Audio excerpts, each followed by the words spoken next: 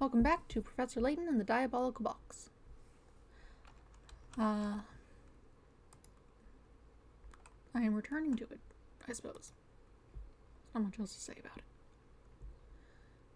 Last I left off, I was just in a town. There's a puzzle to be solved in the town. A mystery. That's how it goes. That's just how the game is. Alright, whatever, let's just go. Oh wait, I need my controller. Looks like it's connected, so it's good. It's a little loud. Put it down. No. Wait, that was exactly not what I wanted. Hold on. I messed up. Give me a second.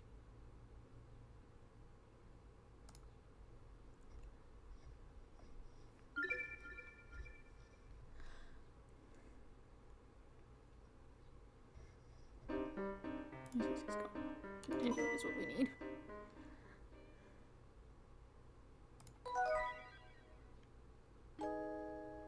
Our story so far.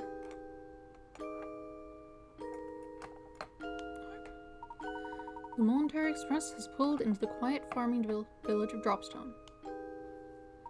Upon arriving, it appears that Dropstone is in the midst of celebrating its 50th anniversary. To pass the time, Layton, Luke, and Flora decide to ask around for information on the Elysian box. Alright, that's what we're doing. Wander until the competition, alright. Alright, we have cows. Those cow balloons certainly are something else. As a gentleman, I feel it is my duty to take one of these balloons.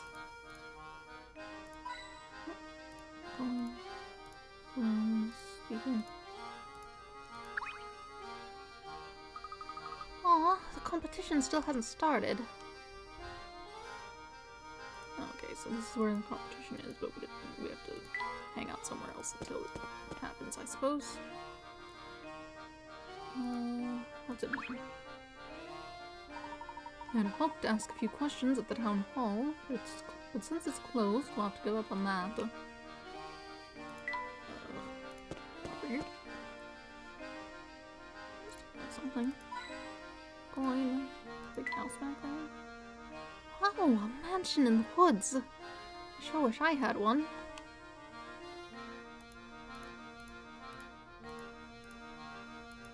Oh, inside apparently.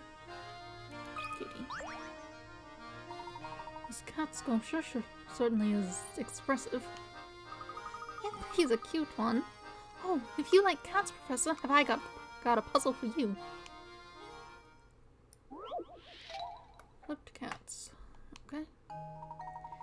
One of the three color pictures, A, B, or C, is the same picture as the black and white one displayed on the far left. Can you find which one? The only difference is that the picture on the far left has had its contents flipped left to right, and its colors inverted and changed to black and white. Sure. Let's see.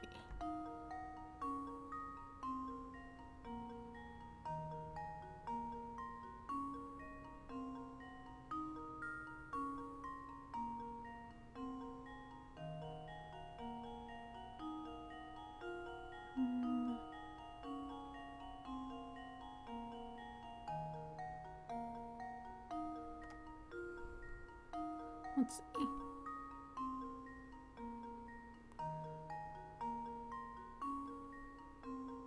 There's the stripes. Yeah, the stripes in the background are different.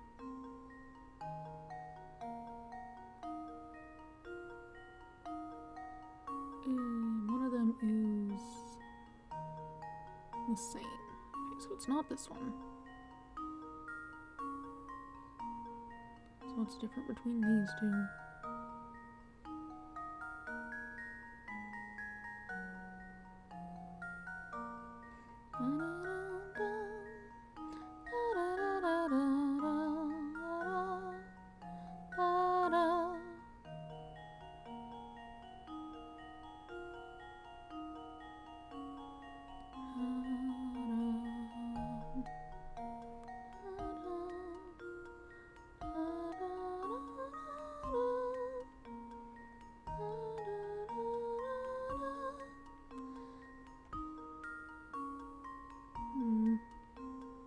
is different between them.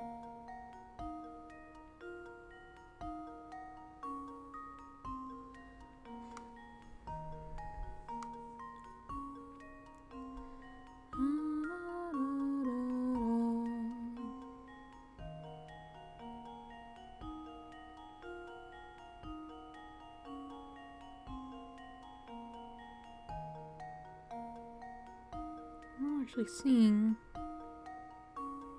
what it is.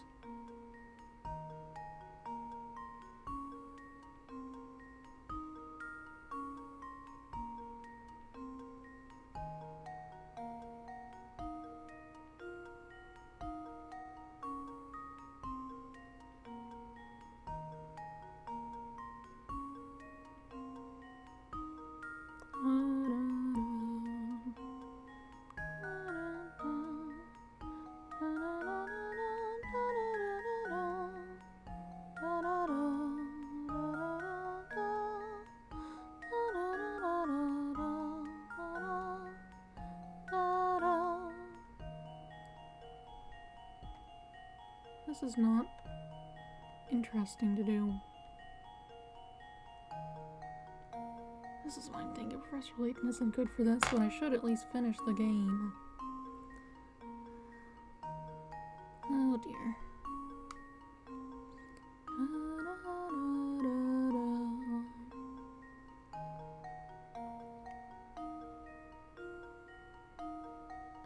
50-50. I don't want to be here anymore. And now to test my theory. No. Oh, my. This one is quite formidable. Is it? Whatever. I guess we know which one it is.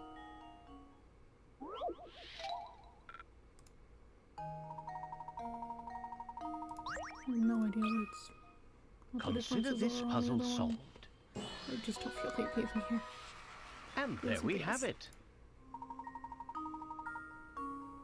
Eyelashes.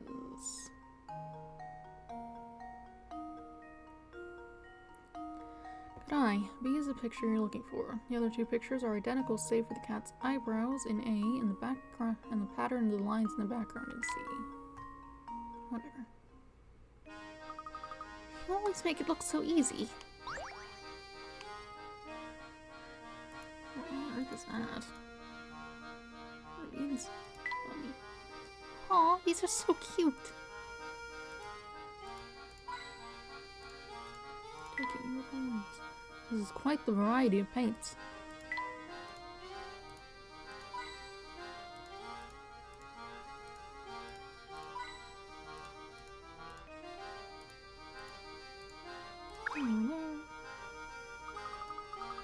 Greetings. I don't think I've seen you around these parts before. May I ask your name? Of course. I'm Herschel Layton, Professor of Archaeology at Brisson Hill University. Charmed, sir. Welcome to Dropstone, Professor Layton. My name's Dorothea.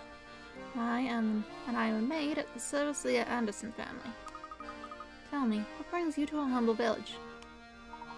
My companions and I are after an artifact known as the Elysian Box. Have you heard of it before? Can't say that I have. But the Master is quite knowledgeable about curiosities such as that. Master, ma'am? Oh, yes, excuse my thoughtlessness. I keep forgetting you're new here. I'd venture there's not a single resident of our village who doesn't know Mr. Anderson. I see. Well, if it's at all possible, we'd very much like to meet Mr. Anderson. Normally, I'd say he'd be glad to receive you, but lately he's been preoccupied with his daughter. I don't mean to pry, but has there been some issue between Mr. Anderson and his daughter? Well, yes. Just between you, me, and the wall, his daughter has been secretly planning a trip alone. Secretly planning a trip alone? Is that your way of saying she's planning to run away? Yes. And what's worse is that the Master's starting to catch on that something's going on.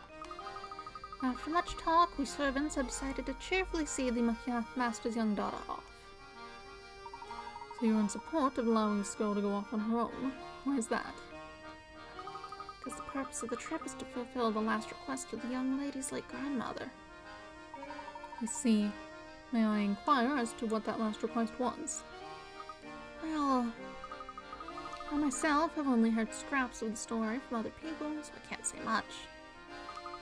But whatever the request, it's one that the young mistress seems to feel is extremely important. Oh, look at that. Here I am gossiping away when there's supper to prepare. Please excuse me, Professor Layton. I need to get back to work. Oh, before you go... Perhaps she's gone. Maybe it's me, but it sounds like Mr. Anderson's daughter leaving home more than going on a trip. I can speak it. And yet, for some reason, the servants are cheering her on. Odd. Yes, very. I think about the consequences should Mr. Anderson find out what's going on. The servants must have a truly solid reason if they've resolved to keep a secret like this. What could it possibly be? I'm getting the feeling Dropstone isn't as ordinary as it looks. No, I'm not the only one, Luke. But enough speculation. Let's go explore more of the village.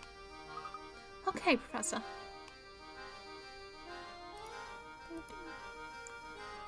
Oh, there's something else in here. There. I never forget a face, and I don't know any of yours. You must be from the Momentary Express. Since you're new to town, let me clue you in to a few facts about Dropstone.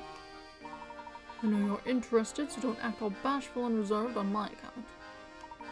Listen, if you know one name in Dropstone, make sure it's Mr. Anderson's.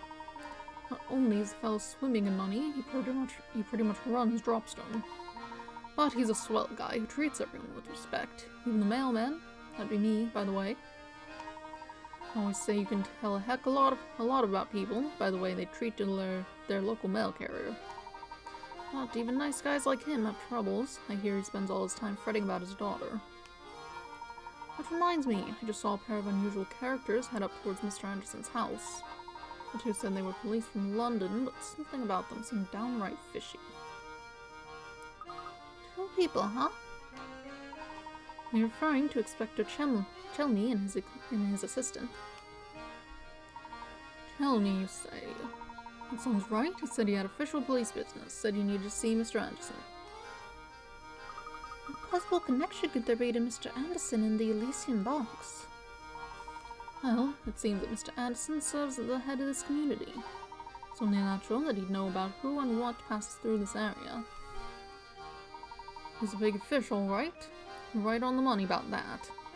Heck, even the owner of the Momentary Express stops in to pay a visit to him when he's in town. Right. Yes, I bet those two officers are being waited on like kings at Mr. Anderson's as we speak. Enough chit-chat. We've got a festival going on now, so go have some fun. House back there? I don't know. Supposed to head over that way. Do you think there are chickens in that barn? Huh? Okay, the whole thing. Oh, this one. Okay, just the person away. Me? I'm a world traveler, but I'm stuck here until I can score a ticket on the Momentary Express. I was hoping for a freebie, so I told Beluga one of my puzzles to break the ice. Unfortunately for me, he got all hot under the collar when he couldn't solve it. Yeah, maybe you'll have better luck with it. What have we got? Baggage claim. What rotten luck while trying to pick up your luggage. You find your bag is at the very back of the pile, and the baggage porter unloading the luggage claims the boxes in the hold have prevented him from unloading your bag. Use your wits and move all the boxes out of the way and reclaim your luggage. Seems first we need to...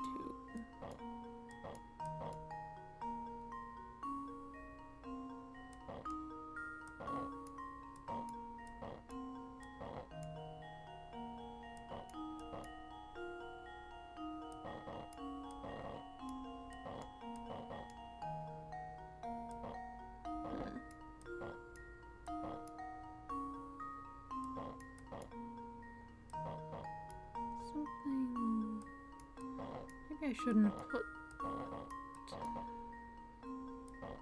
that in there.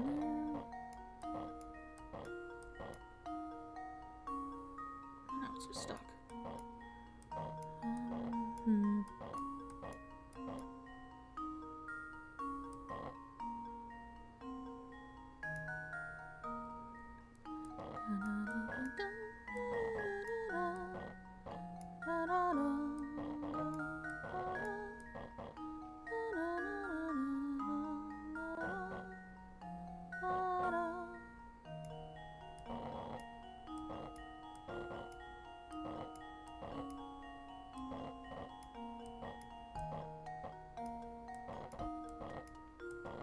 There we go. This should do the trick. Let's see. Ha! Wonderful. Very nice. Be sure to show the baggage porter how you did it so that next time you can get your luggage for you. Oh, a pretty clever bunch, aren't you? Folks like you around, we might actually solve the mystery of the Military Express. People say that the train occasionally makes a stop at a phantom town found on no map. Could just be a wild rumor, though. Who knows? An unplotted town? Wow, I wonder if that's true.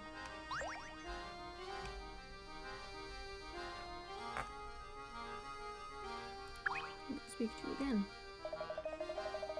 Yeah, but a ride on the Military Express costs more money than I could scrape together. See, I'm a rambling man. Only I could afford to ramble my luxury train. Yes. Imagine seem big from far away, but it's massive up close. Mountains. It's keep going that way. Check out the lake. Oh, wee! Look at the size of that mansion. Bet you could get lost in there. It's impressive, to say the least. I'm sure that massive manor belongs to Mr. Anderson. So that's where Inspector Chelmy and his assistant went, right? I'd like to see this place myself. Can we go take a look? No, for now I think our best course of action is to gather what information we can in the village. Besides, I imagine that the Andersons have their hands full with the two guests they currently have. That's a little reflection. The view from that mansion must be out of this world. Oh, Jack. That's a cute little piece of waterside construction.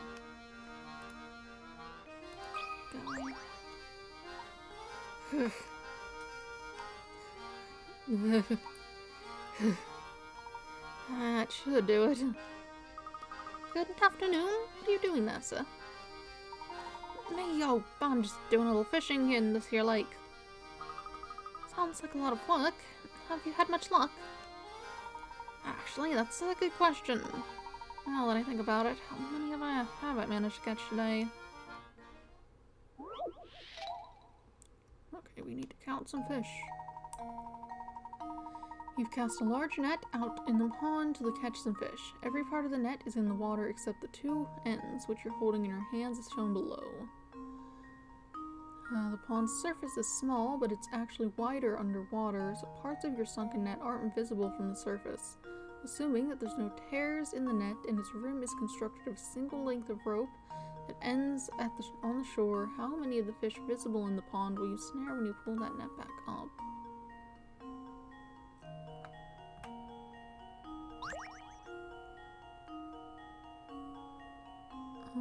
I suppose in that case you probably just wanna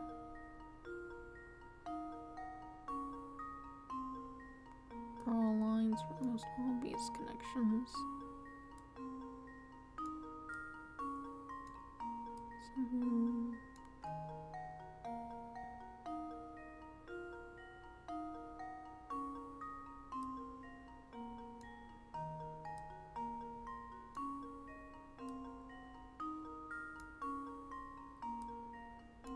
Something like that.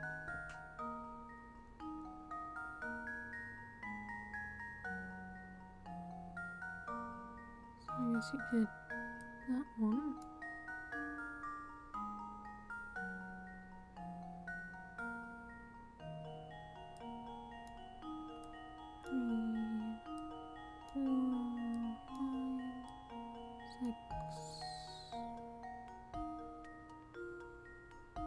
7.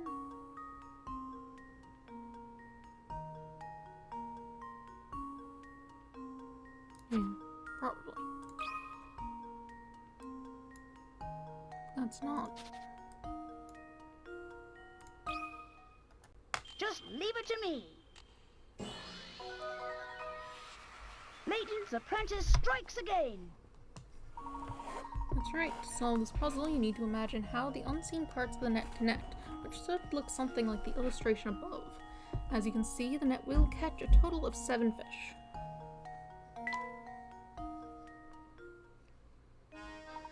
Woohoo, what a haul! Tonight I'll feast like a king. Cool. Sure. Guess that's it over here. Oh, hello. Oh, it's Inspector Chelmy. Well, look who it is.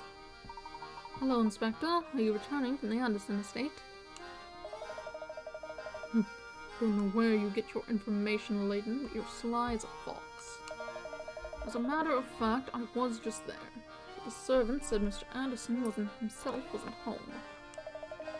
He said the bloke is off presiding over some livestock competition. A likely story, I'm sure. I'm curious, what connection do you see between Mr. Anderson and the case you're investigating? Not that it's any of your business, but perhaps you can be of help. I'd heard rumors the bloke had tried to find this Elysian box in the past, so I went to talk to him. When I got to the house, his butler told me he wasn't home and that I should leave. Can you believe it? I bet you a tenner he was just pretending to be out. I went out of my way to see the man. The least he could do was offer me a proper cup of coffee. But why would Mr. Anderson be interested in the Elysian box in the first place? It's anyone's guess, look. We won't know until we can ask him in person. I guess we'd better head over to the livestock competition that Mr. Anderson is judging. Fine. Let the blasted bloke judge his precious livestock competition then. I won't be there. As far as I'm concerned, the whole thing's a frivolous distraction for the rich. Speaking of which, I can only assume his obsession with the box stems from the excess of time and money on his hands. If you see anything that might help this investigation, report it to me straight away, you hear? We are always happy to cooperate, Inspector. Now, please excuse us. Sure, off you go. Come along, Barton. We have work to do. Okie dokie, sir.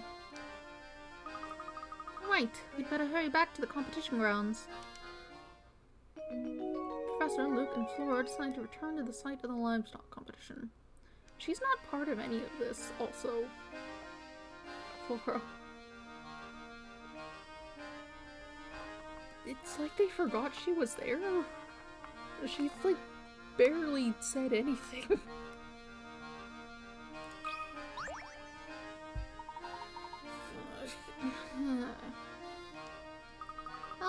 Professor, I think this fellow here fell asleep standing up.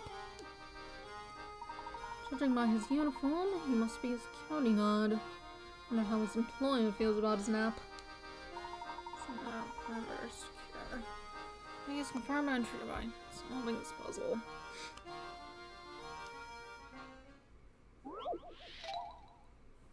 Tangled ropes. Three rope loops are tangled together with a single red rope. If you were to pull both ends of the red rope, a single knot would form in the middle. Can you figure out how many of the rope loops would get caught in this knot when it forms? Remember, even if a loop appears to have been pulled into the knot, you shouldn't count it in your answer if you can pull the loop free of the red rope with a tug.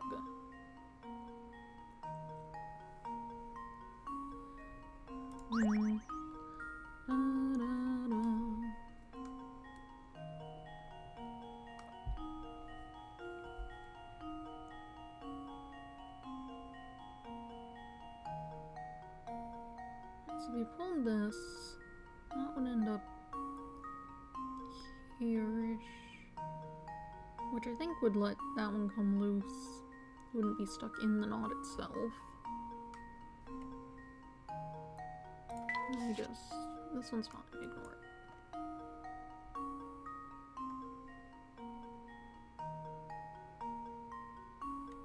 How about this yellow one?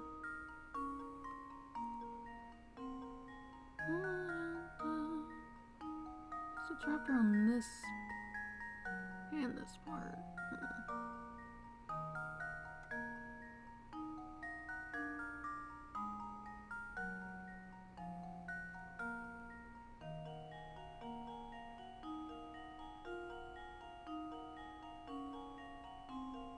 Not really.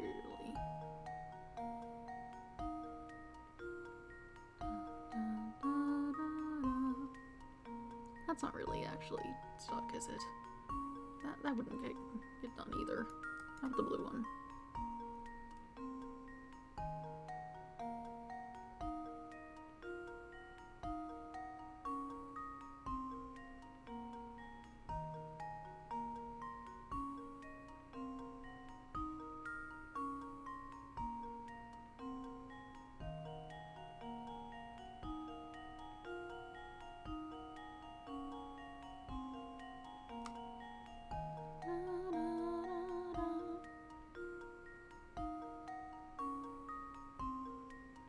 The blue one doesn't look even remotely involved, actually. Are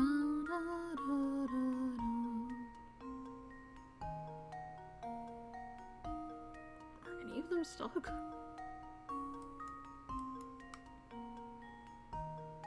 This looks like it would be, but then if you look at it, if you flipped it over, it would only be literally right on top of it, I suppose. Because that would just pull through and it wouldn't connect at all. I don't think any of them are stuck, actually.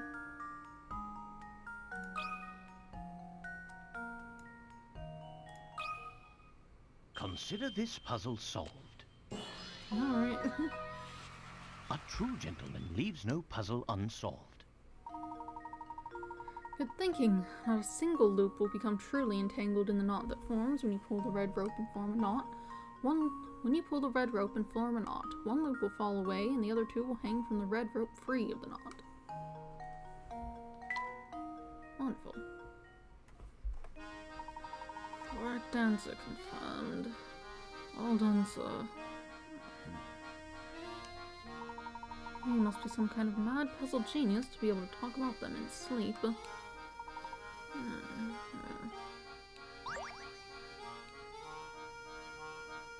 just go over here. Oh, you are fun.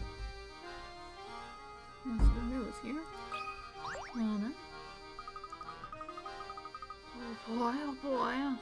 Boy, oh boy, I'm in a tight spot. I want to make a clean cut in this board, but I botched it kinda bad. It's pretty much useless as it is. Can you think of a way to turn these pieces into a solid square?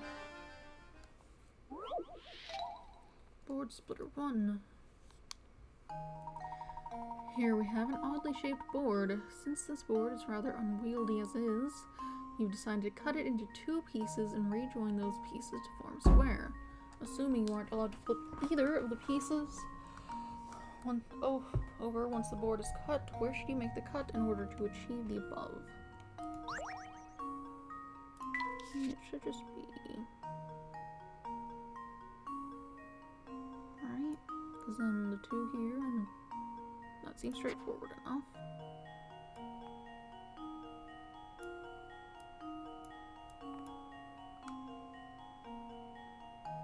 Yeah.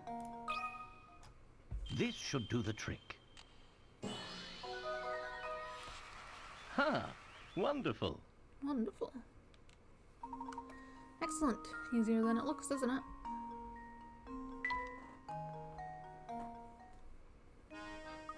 Oh, phew, that did the trick. Thanks. Now I can finally get back to building that shed. I've got a screw part. Used it to rebuild the camera and the presser's trunk. That's right. Board splitter. Cool. Anything else? Oh, you just have another one immediately. Okay, sure. Oh, hi there. I've got another board problem in my hands. Here's the shape I'm going for this time. Board splitter 2. here we have yet another inconveniently shaped board. This one's even more unwieldy than the last, so you need to cut it into 2 pieces that you can reassemble to form a rectangle. Assuming you aren't allowed to flip either of the pieces over once the board is cut, where should you cut in order to achieve the above? Interesting. So 4 by 5. So it needs to be like this tall.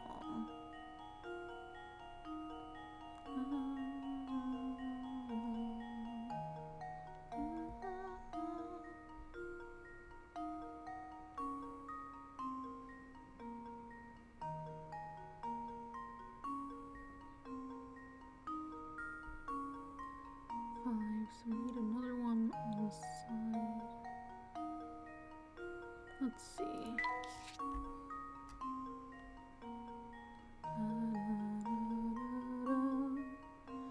Maybe we cut it here and slot that in there. Just 1, 2, 3.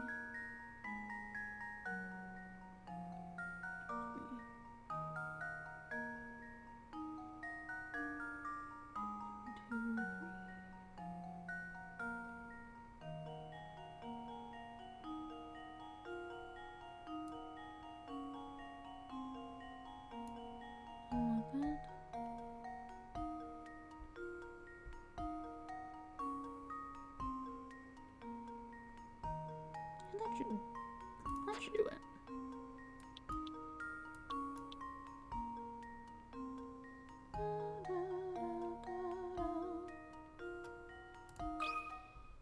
Consider this puzzle solved.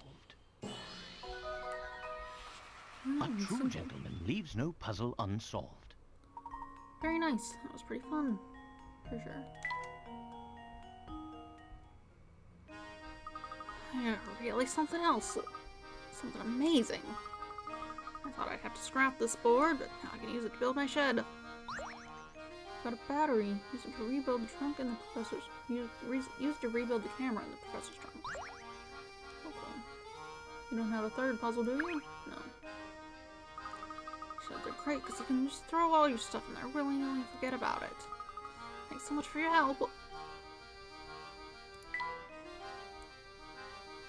So let's see about putting this together.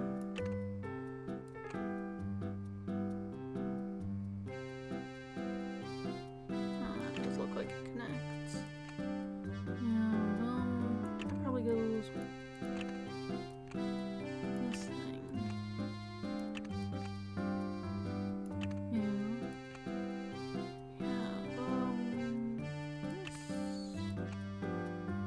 This is.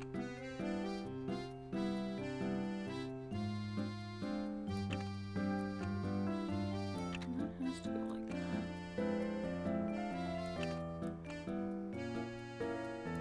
Where's that battery?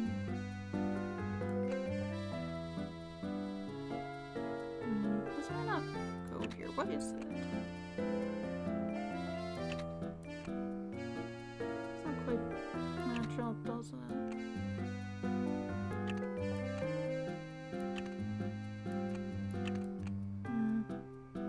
Can't connect it there though.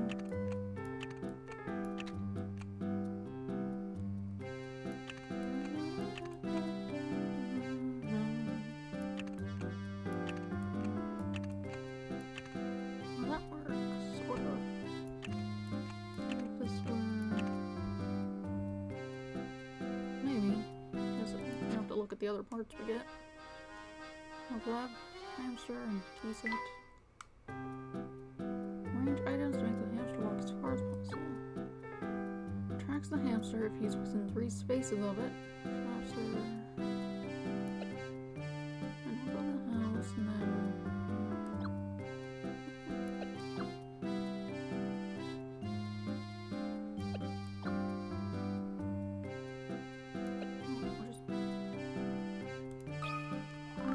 Got any snacks around here? Don't hold out on me.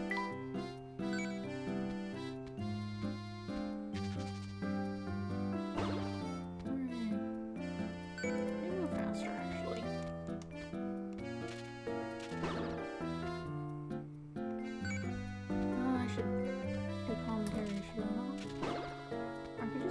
stop. What are you doing?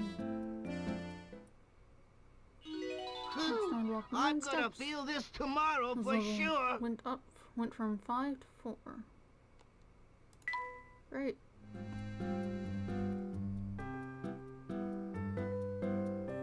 Oh, that's all I got. Suppose I'll head to the competition. That's what we're supposed to be doing. It's up here. My goodness, look at this place. Oof, we made it back in time to catch the competition. If we've been informed correctly, Mr. Anderson is judging the entries. So he should be around here. So he should be somewhere around here, right? Indeed. Wonder which of the gentlemen walking around here is our man. Uh-oh. Looks like the 2 men over there are getting pretty hot under the collar about something. I wonder what the matter is. What's up? The puzzles for me. Of course. How else would we solve a dispute? Just look at that mangy coat. Anyone with 2 eyes can see that's no bovine of mine. I know what's gone down here. Someone swapped out my cow for this lemon. Well, what do you want me to do about it? You at least point out which cow is yours. Now, how do you expect me to do that?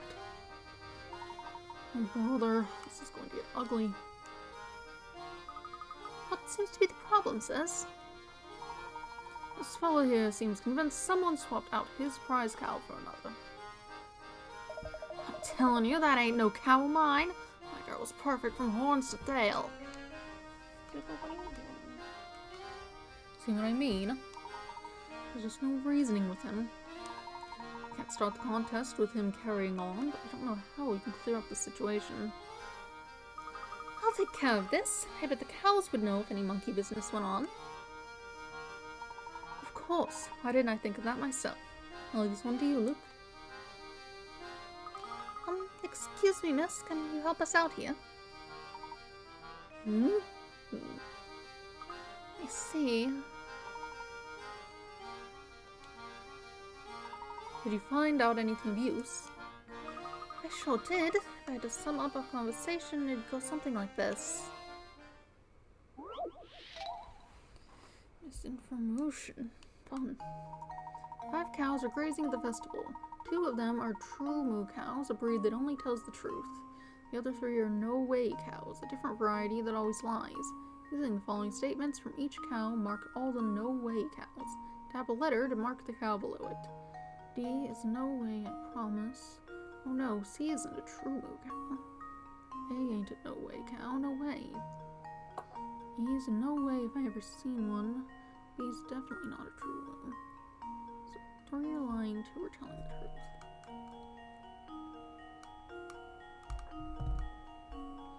To mark the liars. Alright, what we got?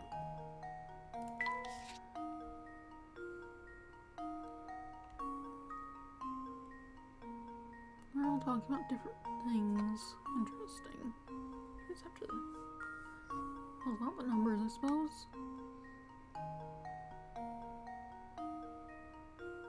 2 are true, 3 are false.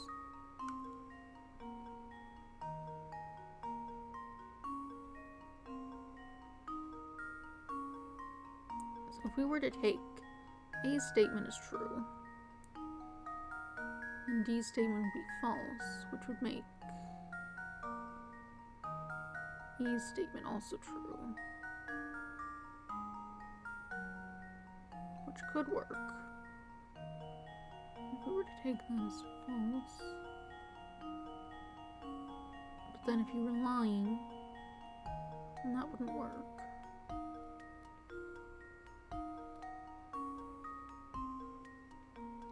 So you must not be telling the truth, because the numbers don't work. Which means the person making a statement about you, I suppose, must also be lying.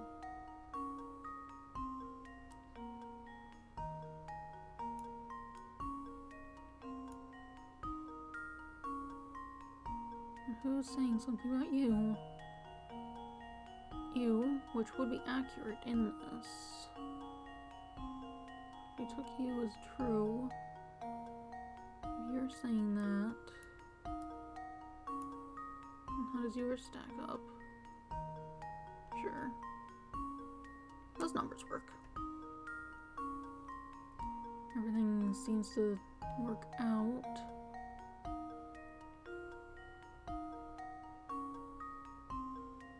So, you're lying, so that's true.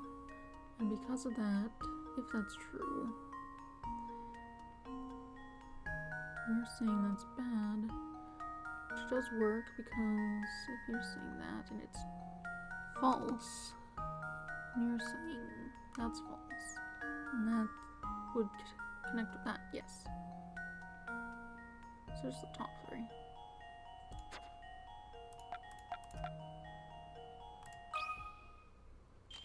Let's see if this works. Layton's apprentice strikes again. That's right, cows A, C, and E are no ways. If you assume each cow to be a no way or a true moo and run through each of the cow's statements, you'll eventually realize that all statements are true when cows A, C, and E are assumed to be no ways. Cool. It looks like these two ladies swapped places while waiting for the competition to start. Things should be all sorted out now, though.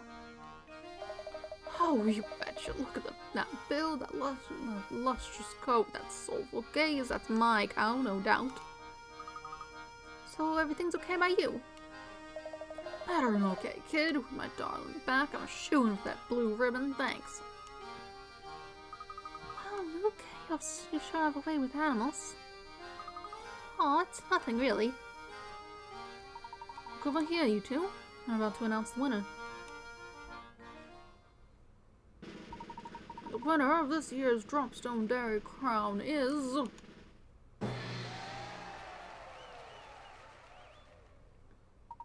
Oscar's show-stopping milk maven, Matilda. Hold on now, you mean to tell me my sweet Marmoo didn't take first place?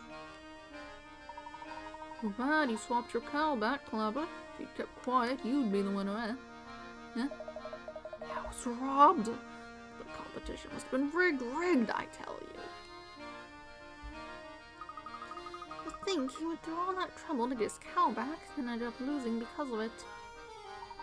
Yes, I suppose it goes to show that things in life don't always go as planned. Right you are, Professor. Say, shouldn't Mr. Anderson be around here now? It's going to take some effort to find him in a crowd this dense. Let's look around a bit.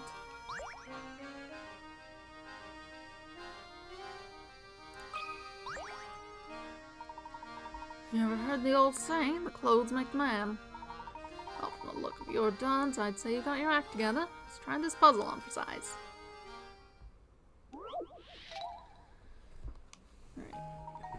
Men A, B, and C each started off with pants and shirts of a single color.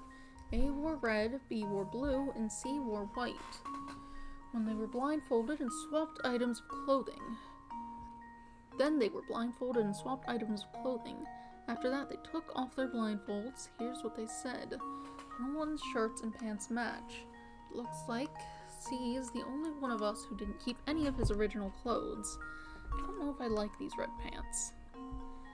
Change their clothing by tapping on them and assemble their current outfits using the clues given.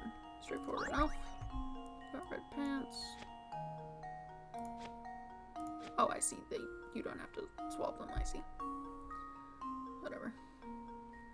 See, you didn't keep any original clothes. No one's clothes match.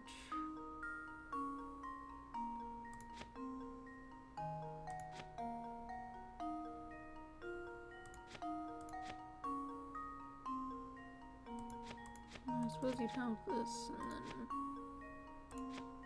Right? Alright. And you have the pants, so you must have the shirt, which means... Yeah, that should be good. Consider this puzzle solved. These And puzzles there are we easy. have it. Nicely done. You know that C's the only one not wearing something from his original outfit, meaning he's not wearing anything white. Also, you know he has red pants, so his shirt must be blue. Since A and B are wearing pants or a shirt of their own, you can deduce that A is dressed in a red shirt and B in blue pants.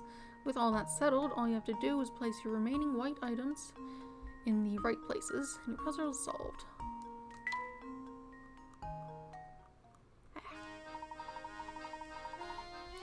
It's nothing tacky when your shirt and pants don't match. That's fashion rule number 1.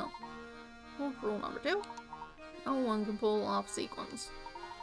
Oh, that sweet suit of yours is golden. No swanky nightclub will turn you away, I guarantee it.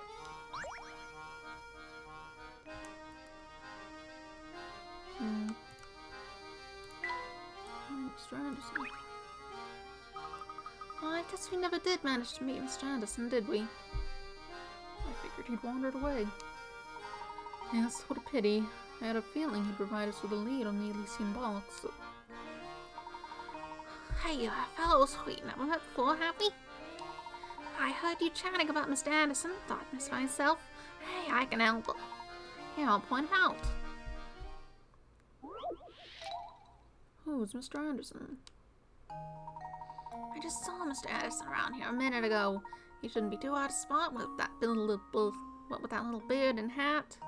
If he's a real gentleman, and he always looks spiffy with his cane and that dapper little bow tie. Oh, and he doesn't wear glasses, in case you're wondering. Look, there he is now. Using the clues in the above statement, can you find and circle Mr. Anderson in the crowd? Beard, hat, bow tie, cane, no glasses.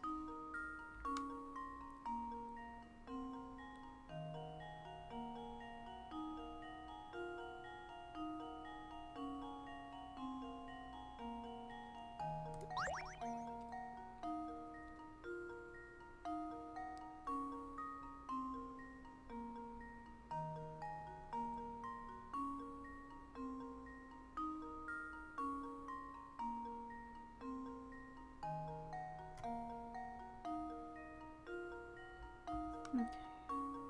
So first off, let's just mark them. Not you. You don't have a beard. You don't have a beard. You don't have a beard. You're a child. You don't appear to have a cane. You're facing away. It's hard to tell.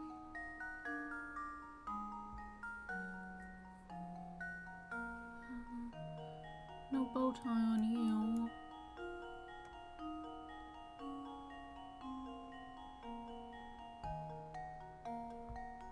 No hat on you.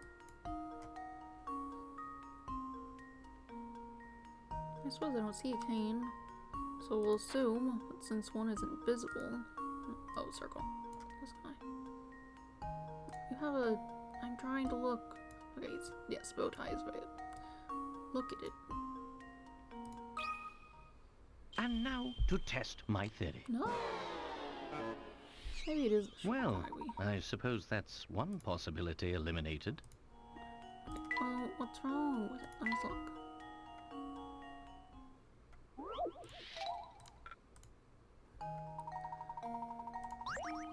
Bow tie, cane, hat, beard.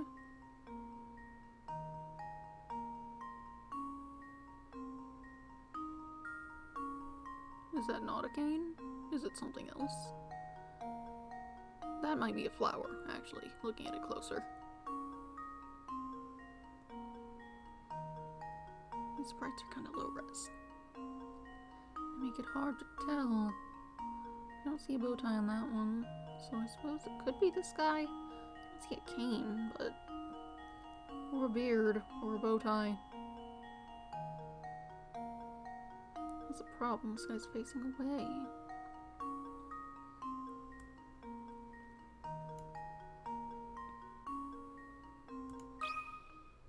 And now to test my theory. No. Well, Okay, hold on. I suppose you can't win them all. What are you talking about? It's not popping up every time. It's right here. You don't need to forget. It's not you, not you, not you. You don't seem to have a cane. You don't have a beard. You don't have a beard. You don't have a hat. Oh, you do have a hat. It's come off of your head. You have a beard, hat, cane, no glasses.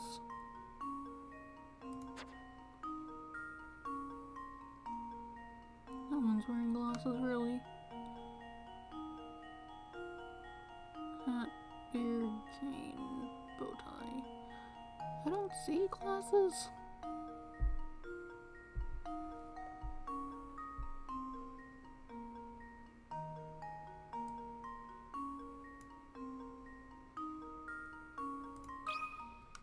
Consider this puzzle solved. A true gentleman leaves no puzzle unsolved. Good eye. Looks like the wind tried to carry off Mr. Anderson's hat.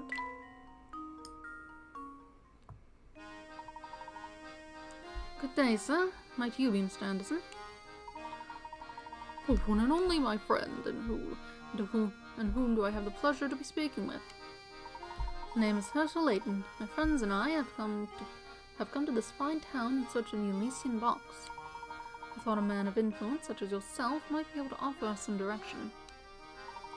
The Elysian box, you say? Why would you want to go chasing after a thing like that? Feel familiar with it then?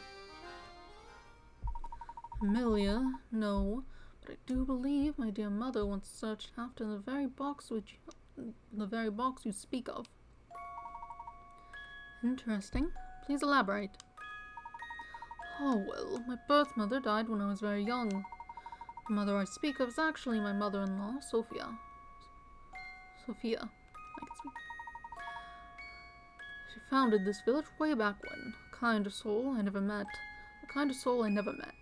Sharp, too. Oh, picture. How nice. I married into her family, but she treated me like her own flesh and blood. Seeing how I never knew my own mother, I suppose it would be fair to call Sophia my real mother. Even after my wife passed on, Sophia continued to treat me as one of her own.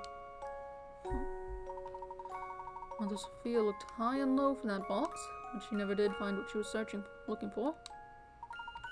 So she made efforts of her own to search for it.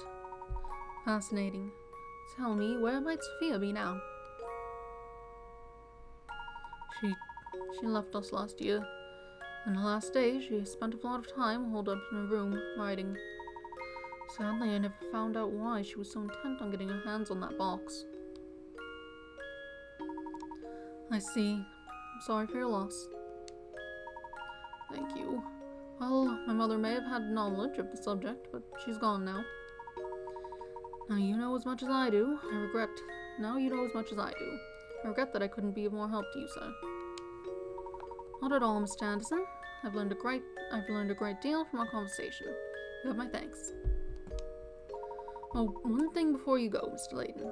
Please, take a look around you. These picturesque hills, these happy people. Dropstone has been blessed with so much. Sophia turned this place from nothing into a village full of warmth and camaraderie. Let me pull something up. Oh, there it is. It connects. Dropstone mustn't ever be allowed to wither and fade like so many other villages. After all, too many sacrifices were made to make this place what it is. Sacrifices. Forgive my ramblings. Once I start talking, I sometimes have trouble stopping. Enjoy your time in Dropstone, and be well. Good day. Well, guess that's another dead-end lead. Oh, I wouldn't say that, Luke. It appears this village is inextricably linked with the Elysian box. I also find Mr. Anderson's choice of words interesting. What do you suppose he meant by sacrifices? Looks like our mystery only leads to more mysteries. The professor, Luke, and Flora decide to head back to the train station.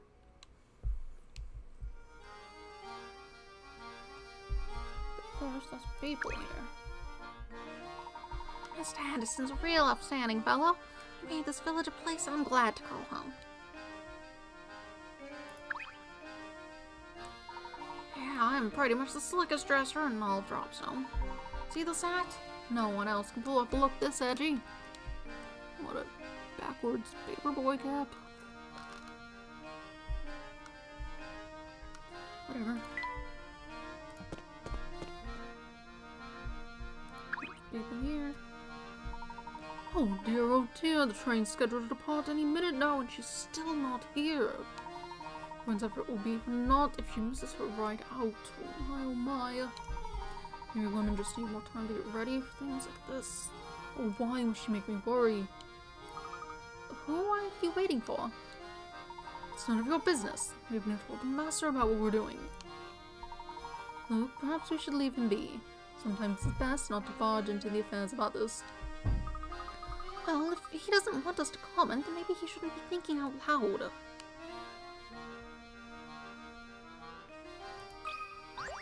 Oh wait, you had a puzzle that I didn't want to deal with. That's right. What was it? Oh, what's this? This is something that could be puzzled out, but just would take more time than I feel like dealing with while I'm trying to stream. So we will not. I suppose I want to know more about the town, but I don't want to take 200 years going through options. This place is positively crawling with people, isn't it? Half a floor. If you don't watch where you're going, you're likely to run into something. You're likely to run into someone. Oops, sorry. This is all so new to me, I forget to pay attention to where I was walking. Understandable. After all, it's quite a change of pace from London. Wow, Flora, you sure are excited. Just don't stand around gawking for too long. We might accidentally leave you behind. Are you gonna get swapped for the daughter or something? Wow, what's that? Oh, and look, there's another one over there. Huh? Professor? Look. Where did you two go? Uh-oh.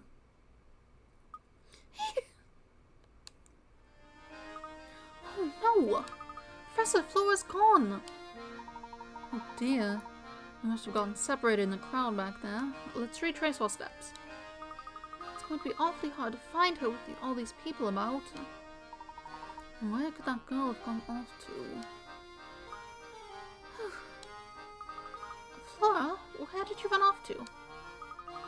Sorry, there were so many people that I must have lost you. I turned to look at something, and before I know it, you two are gone. Well, I'm relieved you found your way back to us. With so many people around, who knows when we might have found you again. I'll be more careful from now on, I promise. Hey, you know, I caught wind of something interesting when I was wandering around back there. Oh? What did you hear? That a man named Romy was asking around after the Elysian box. If we can track him down, maybe he can tell us something we don't know. I'd heard from one person that he's been wandering around near the station. That is interesting news. Let's head to the station to see if we can find Romy. Way to go, Flora. That's some top-notch intelligence you've gathered out there. Oh, it's nothing. Professor, Luke, and Flora decide to look for Romy and talk with him.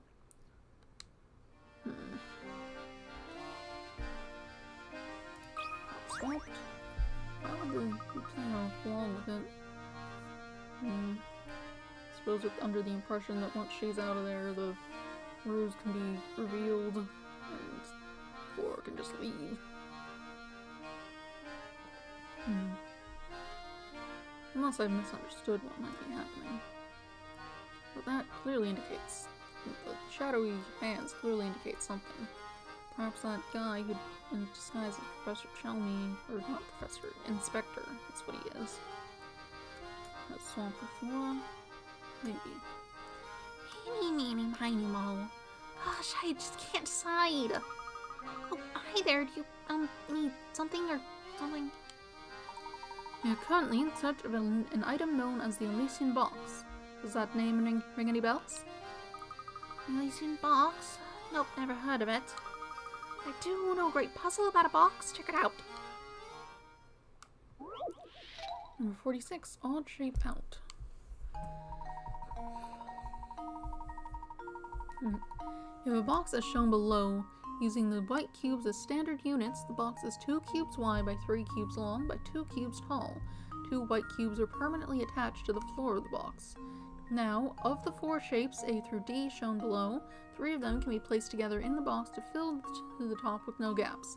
Find the shape that doesn't fit into the box using the conditions described above and circle the corresponding letter.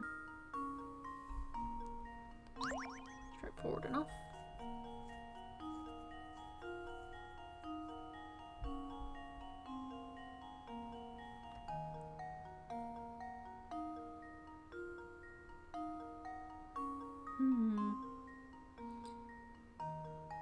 If you put that in the bottom, you wouldn't really be able to use any of the rest of these. But if you put it on its side so it was taking up these spaces, then this would be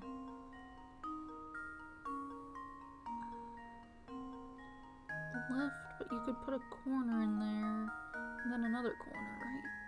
But then, no, not that corner, like this. And then this would do that. No, it would do, this would do like this. This one would be here. And you'd have one here, so that one doesn't fit. Oh. Why is it a circle when you could just And have now it to selectable test my theory. pieces? That's odd. And there we have it. Sharp thinking. The only shape of D is the only shape of the 4 that doesn't fit. It's hard for visualizing the shapes fitting into the box. No, that's not quite how I had them laid out, but sure, whatever. Good enough.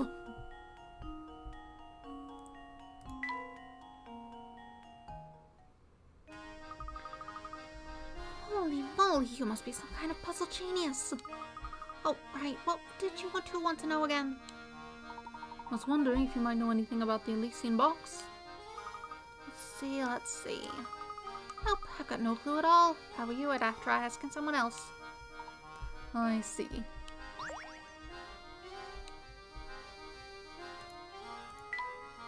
So many things to buy. Now, what delicacies do we have here? It looks like that's all the same.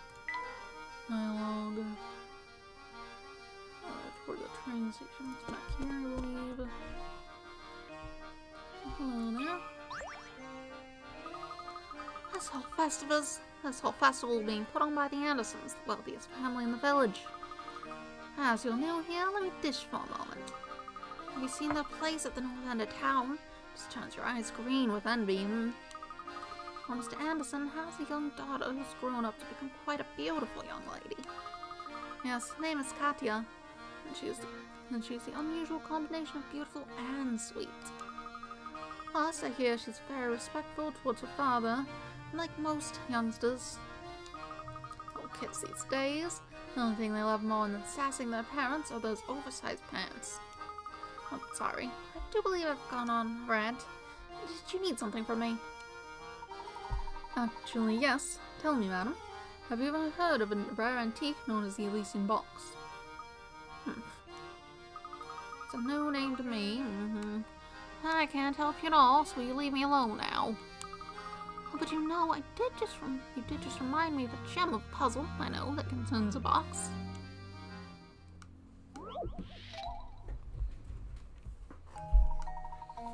Two boxes shown below are actually the same box shown from 2 different angles. Using visible faces, reassemble the pattern of the box by placing the tiles onto the unfolded view of the box.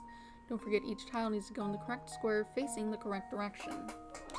Okay.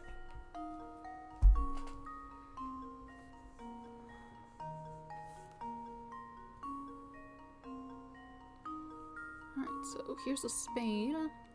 It's facing that way. This will fold like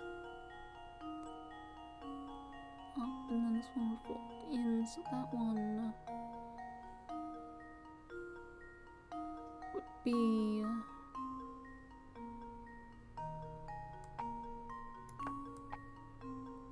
okay. Let me it folds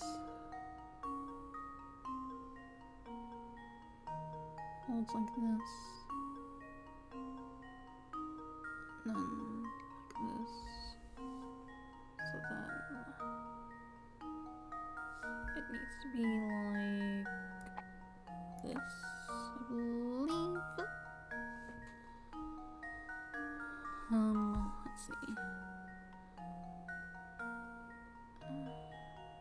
Okay, this would be pointing at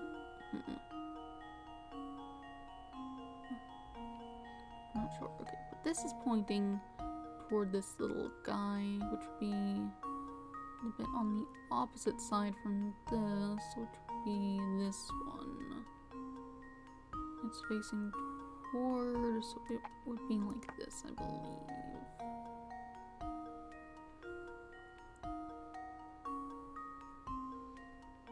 A heart to the side of this, facing toward it. On this side, and so this like this, if this,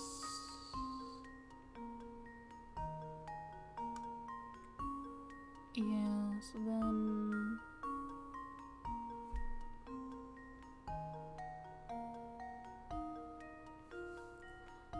tricky.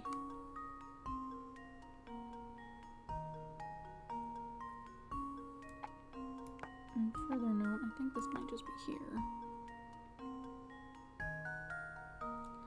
So this.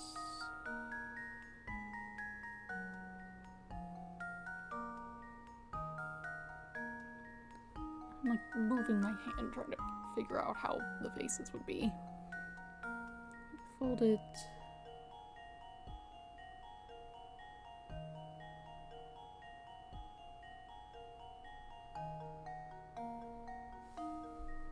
So this obviously goes here, but which direction does it face? Not like that.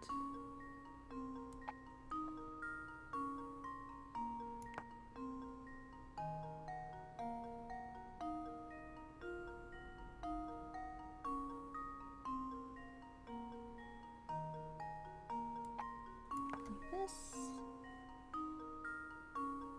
Yeah. Something like this. And now to test my theory. Not quite. Well, I suppose hard about that's the clues one you've been given and possibility trying them. eliminated. Sure.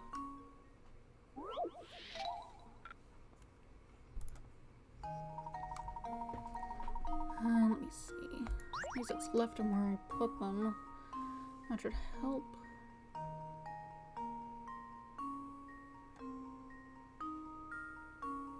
Okay, so this has to be the face we can't see.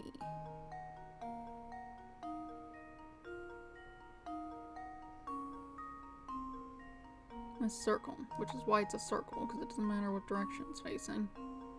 Okay, it doesn't seem to be drawn evenly, but, you know, whatever.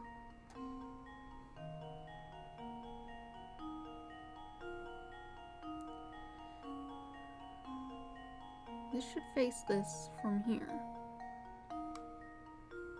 And that's on the right side.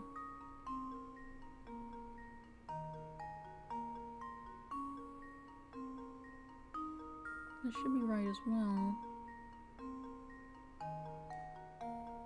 Oh, this is the wrong... Wait.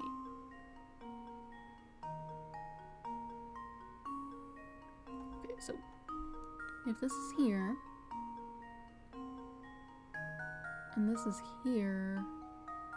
on this, then that means this would have to be on the opposite face from that.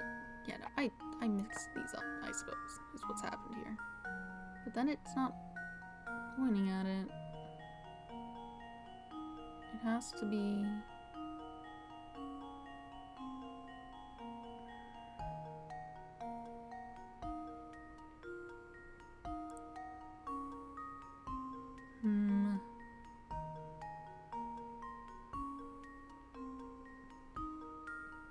So we point this down, we have...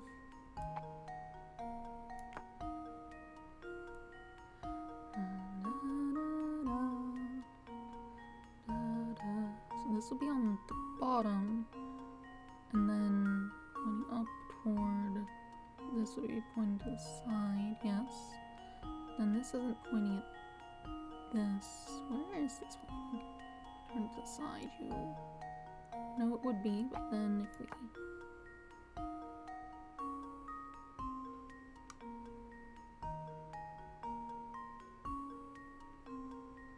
Take this, pointing toward...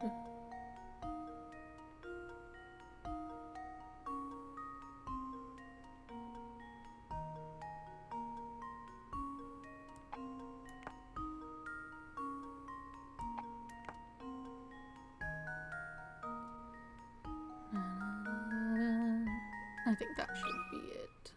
This should do the trick. No.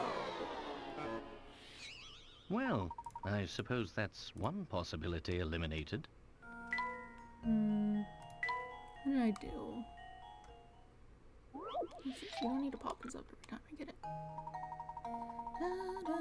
I need to do better commentary. I need to... But also, it's hard to do commentary and also solve puzzle. Especially when it's just like a spatial awareness problem like this. Like, what is there to be said?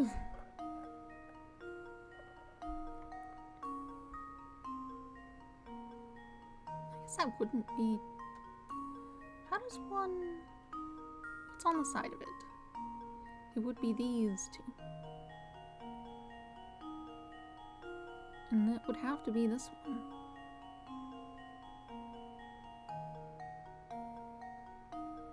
Are you getting to here? Are you... Okay, this is facing this way. If you fold it down, you fold it over. Do I have the triangle wrong? So you fold it down, you fold it over. It would be like that. That should be the way it is. This. And then from there, also from this heart, if you fold that one down and over, facing that way, and it's on the left. This one should be fine.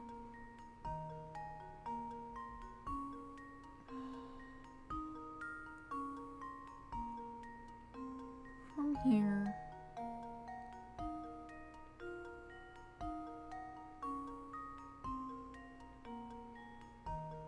something's not right.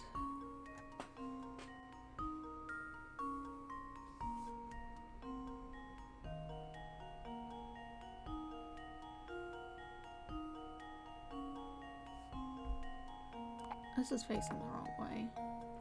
It has been the whole time.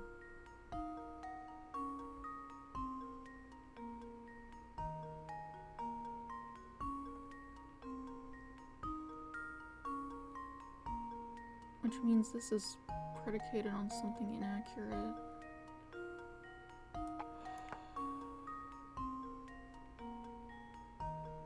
Okay, this is on the bottom.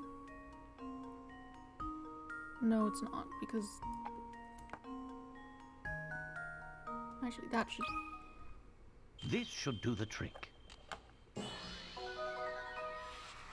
Ha! Wonderful. it's hard converting the 3D shape of the box into a flat 2D image in your head. It's more trying to do it the other way around. Well, hang me on a laundry line and call me a bath mat. I never thought you'd solve that one. You seem like a nice man, so I'll be straight with you. I wouldn't talk about that box in these parts. Why? Well, it's complicated. I've given you my advice, so smarten up and follow it. Interesting. You have another puzzle? But you're still here. Tell me all you like, but all you get for your trouble is a puzzle. More boxes? No, something else. Real show off. In a far-off country, there's a king whose favorite pastime is showing off his latest possessions he's collected. The subjects of his kingdom are forbidden to purchase items the king has acquired for a month or so. Only when he's tired of his new purchase can the common folk finally buy that item for themselves. However, the other day the king bought a new item that had him all but commanding his subjects to buy one of that same item as soon as possible. Circle that item. I suppose the thing that would make sense would be the telephone. You can't use the telephone without other people having one. This should do the trick. Wonderful. And there we have it. That's correct. The telephone is the answer. After all, a phone isn't much fun if there's no one on the other end. I don't think you're hot stuff just because you have solved one lousy puzzle. Still, watching you twist your brain for the answer was fun in its own way. Nice work there. It took 2 seconds. That answer would have made more sense had it been the box one. That one took some thinking about. This was just like, I gave you a puzzle because I felt like it. That's it. Don't go reading too much into it. alright. Let's go see who this is. Oh, Mr. Layton, do you have a moment? Certainly. How may I be of assistance? Seems you've done a great deal of investigating today. Tell me, during the course of your inquiries, you didn't happen to hear anything about my daughter, did you? Your daughter, sir? Yes, Katya. You see, she hardly ever comes home since her grandmother, Sophia, passed away. Sophia and my daughter were very close, and Sophia's death came as a great shock to Katya. If you should see her, do please tell her that her father wishes she'd come home. If a fine gentleman such as yourself delivers the message, she just might listen. Unfortunately, our train is leaving soon, so I may not be able to help. I may not be able to be much help at all. Katya is our only child. She means everything to me. I'd be forever in your debt if you could help me. I wonder what this Katya lady is all about. Your guess is as good as mine. Judging by her family and breeding, I guess she's both beautiful and refined. Professor, get a hold of yourself.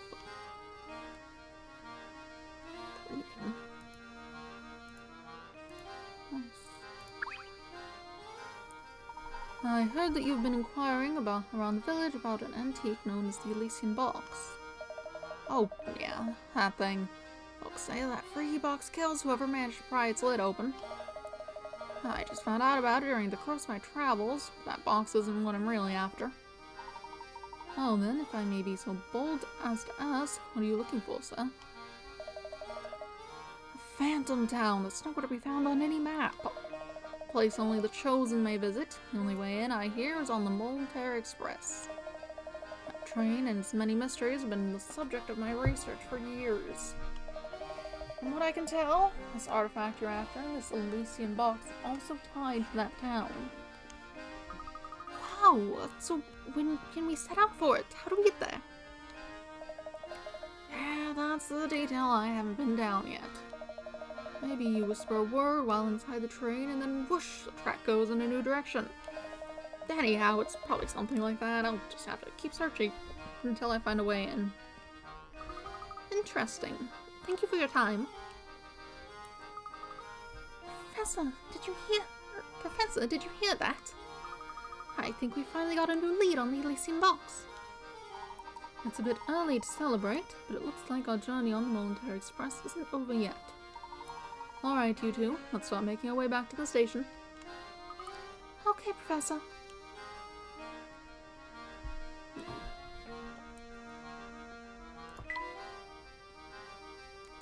Go to the little puzzle house, but I don't...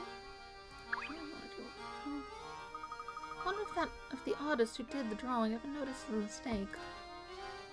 That must have been a puzzle we did earlier. Ow, we got at least 30 puzzles under your belt. Nice going, bro. But if you want a challenge worthy of a real rock star, give me a holler. There must have been some sort of number gate here.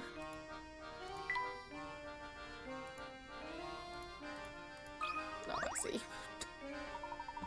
How's that festival treating you, dudes? Pretty righteous, huh?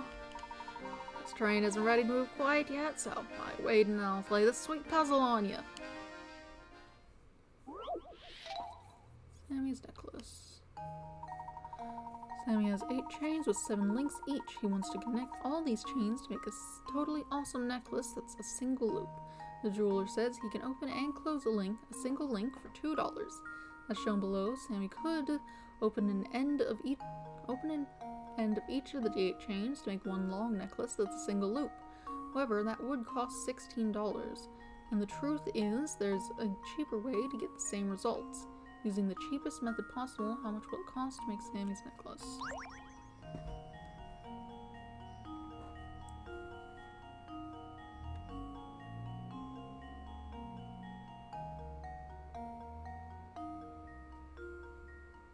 I'm not quite sure I understand what you mean.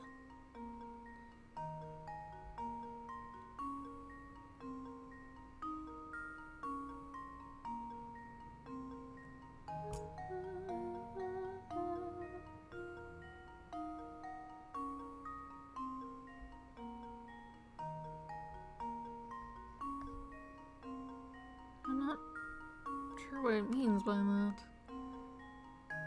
You open the one.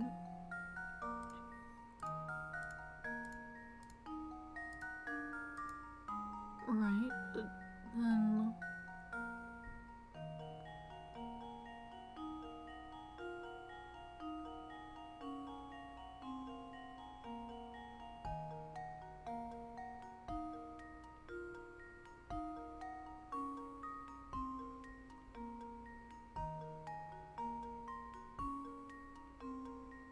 What is it?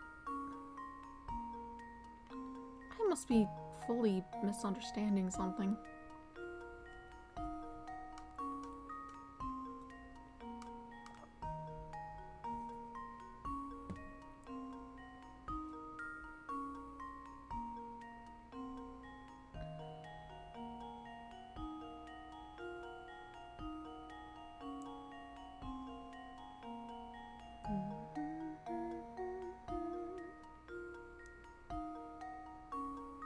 What are you talking about?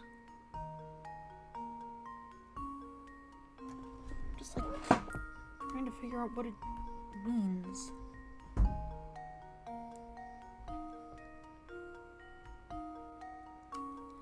So you can open and connect these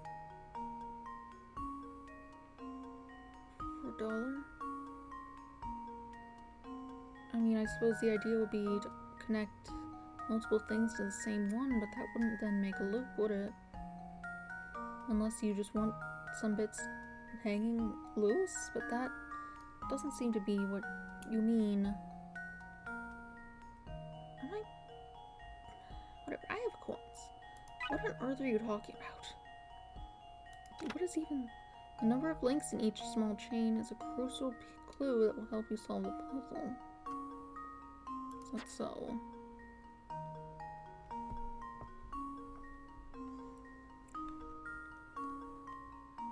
1, 2, 3, 4, 5, 6, 7.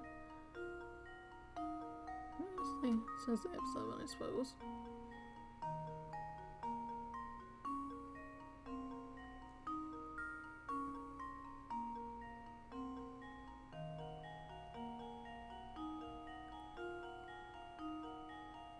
You're saying to disconnect, so take apart one of them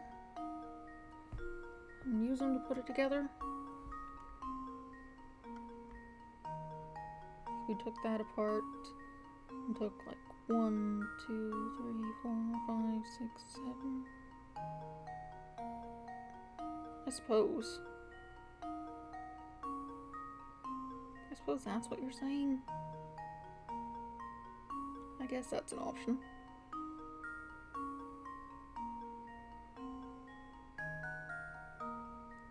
So I guess the answer is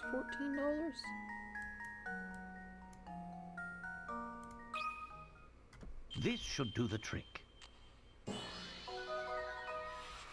And there we have it.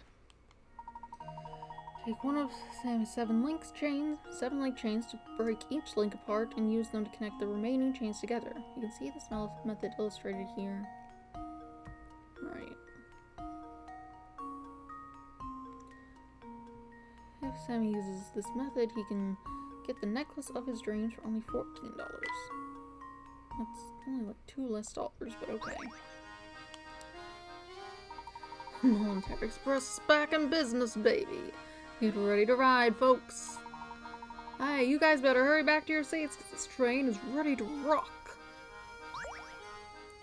Many puzzles put back. I skipped a lot of them. That's some animation. Huh?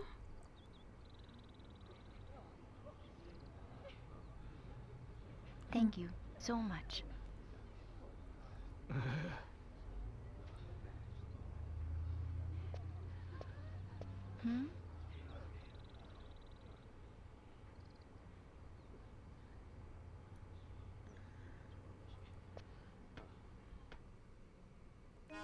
What's going on over there? Was Flora not, like, part of the story during the development, and that's why she's not, like, in anything? They just added her later or something? Because, like, she wasn't in that cutscene either.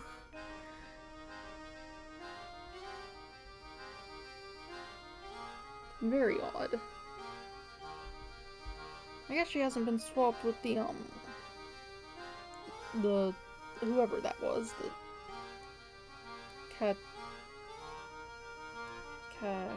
whatever.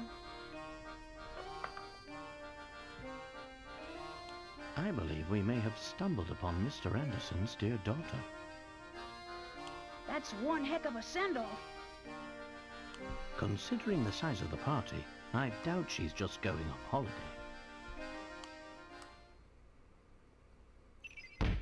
Katya, that was her name. Katya is the daughter of Dropstone's most influential man, Mr. Anderson, and has boarded the Voluntary Express. Several villagers came to see her off, yet she travels alone. Where is Katya headed, and why is she making the journey there by herself? Save progress, sure. Cool. Diverging path. Wonderful. Oops. I just can't stop thinking about this phantom town we keep hearing about. Could the rumors be true? If I recall correctly, the next stop on this line is the perfectly normal town of Luxembourg. Well then, how do we get to the phantom town? That's an excellent question, look. I don't have the answer. But if the Voluntary Express does indeed head for parts unknown, the crew will know something about it. Professor Luke and Flora decide to talk to the train's crew to learn more. Oh, no, look at me here. Just your sugarful ants. It's always nice to have a light around. The professor's trunk is really heavy. What's in there? That's all the same. Doesn't seem like anyone's out here. Can I go over here? Looks like there's no way in, huh?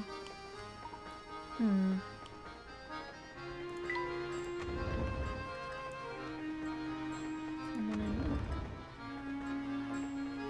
No one in here.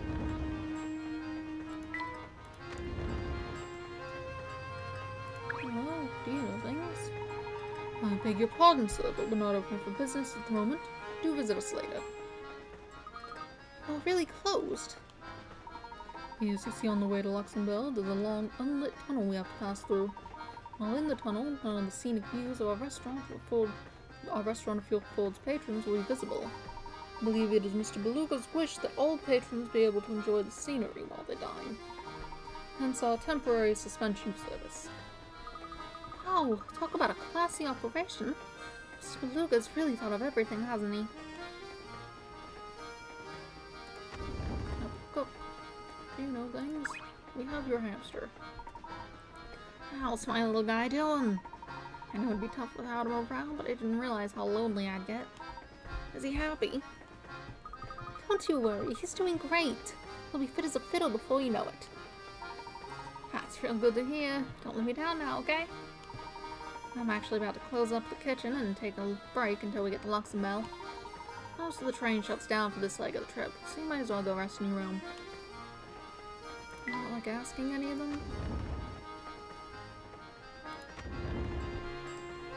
I don't think they're going to just volunteer this information on their own.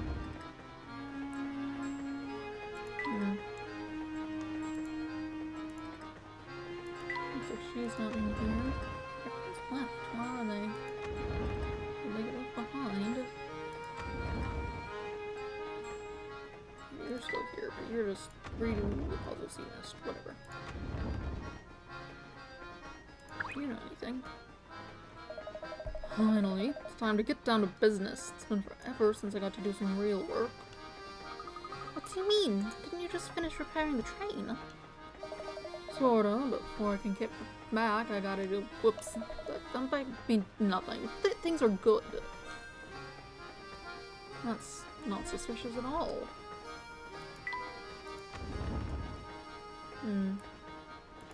Where's the girl?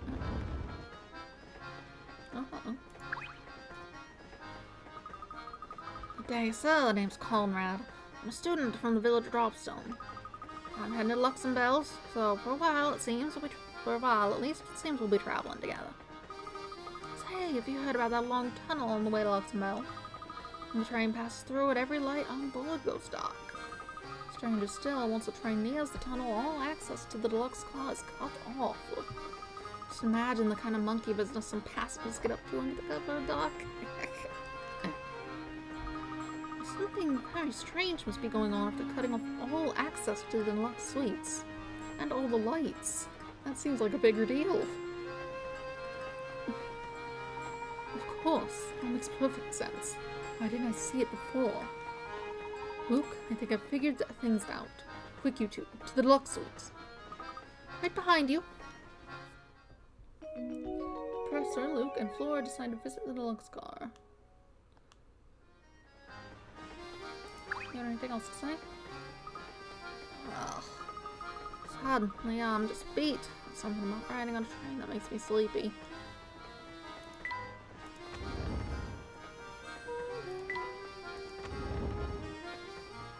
Oh, they're not really any around. There's some event where one was around recently, but I didn't hear about it until it's already happening, so...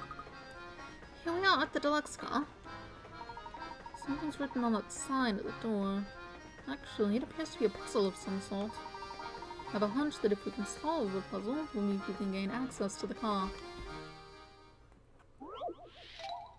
The door's code.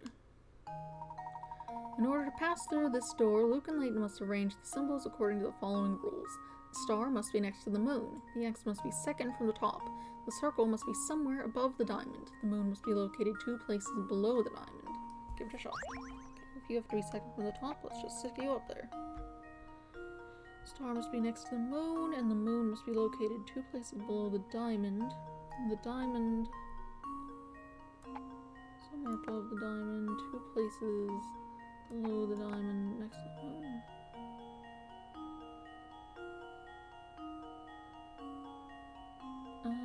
Yeah, that all seems to check out. Right. Consider this puzzle solved. I always get weird when I get them so A quickly. true I'm like, gentleman leaves surely no it can't puzzle be this unsolved. obvious, and then it's like, no, it's fine, go. And then again, this is like a plot thing, so those ones tend to be a little simpler, just so you don't get stuck. There we are. Door's open now. We got a new hamster toy. Use this block to help your hamster get in shape. Cool. Holy smoke, look at this place. It's out of control. Yes, it is far more luxurious than the standard cars. Tickets to stay here must cost a pretty penny. It doesn't look that different from here. Wow. Looks like you maybe have some fancier carpeting.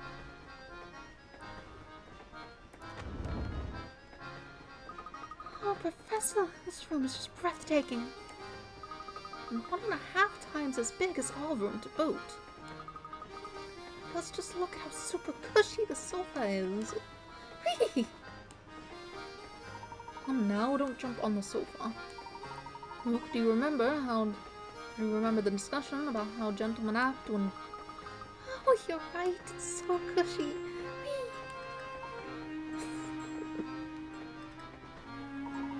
How's everybody feeling?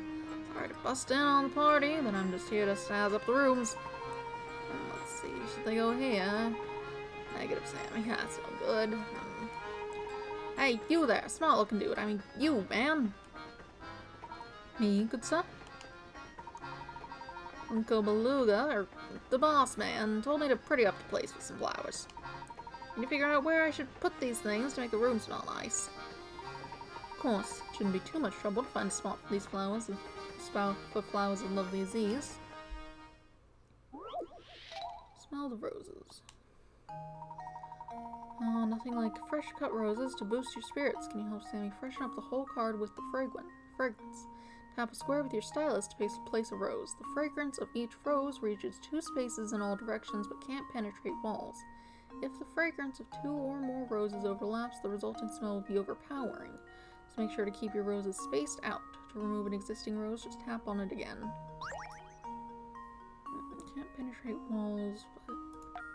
Oh, okay, it covers where they're shown, so it's clear how the... I see, I gotcha.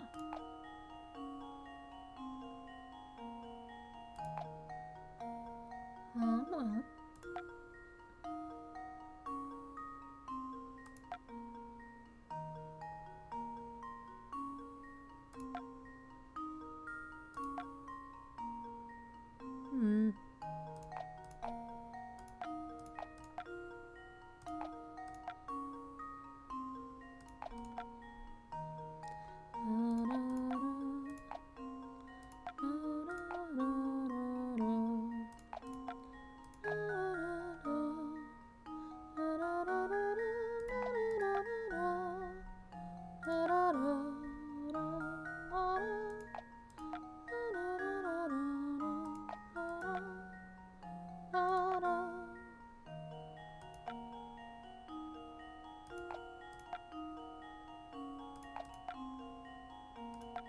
Perfect. And now to test my theory. Wonderful. Ha! Wonderful. Well done. 5 roses were just enough to freshen up the car. Cool. There, how's that? Oh, real nice. It's not crazy, but he makes a statement. I'm sure it'll jive with the boss man. Well, anyhow, kick back, relax, and enjoy the rest of your ride on the Momentary Express. Oh, the whole room smells nice. Yes, quite nice, I'd say. But back to the task at hand. We've given this place a once-over and come up empty-handed. A gentleman can't very well go barging into other people's rooms, so let's go to our room for now. Oh, Professor, do we have to? It feels like it's gotten so late. Can we just stay here for now? Professor Luke and Flora decide to return to their quarters once more. Didn't really get a chance to... Oh. I can look at it. Not that it looks much different. Doesn't even have any flavor text. Snooping is so much fun, especially in a place as posh as this. curtains here are even finer than those in standard cars.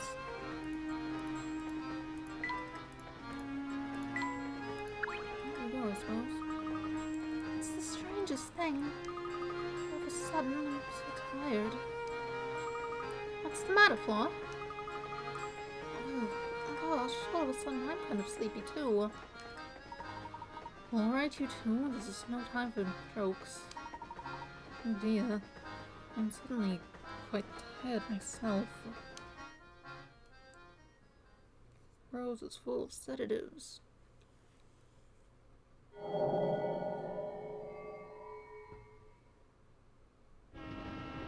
Put the rose on the table just to make sure you definitely knew what it was.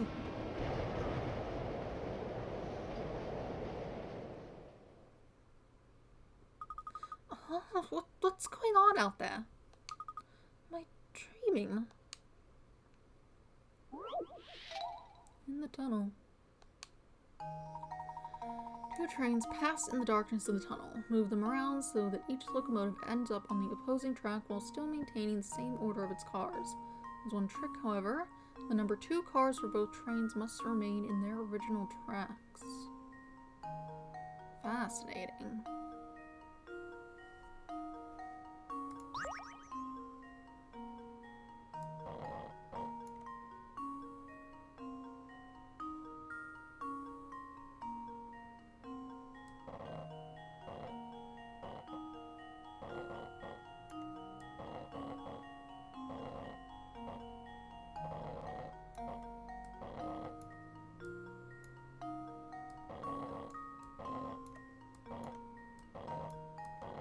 Over here. And then you are staying here. I need to drag this out of the way. You go up here. Over here.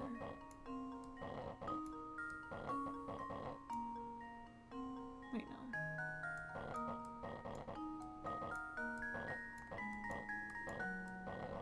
You go up here.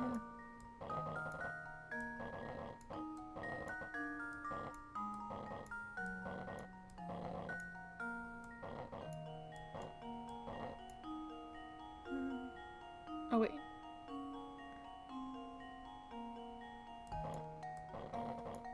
Wait, I messed up. I swapped these also. I wasn't supposed to do that.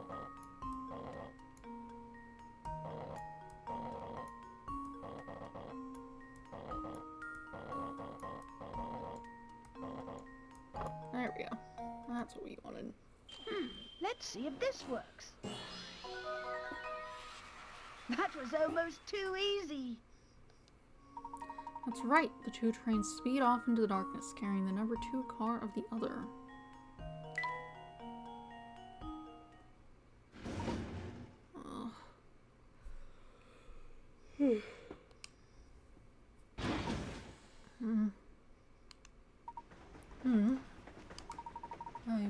I must have fallen asleep on the couch.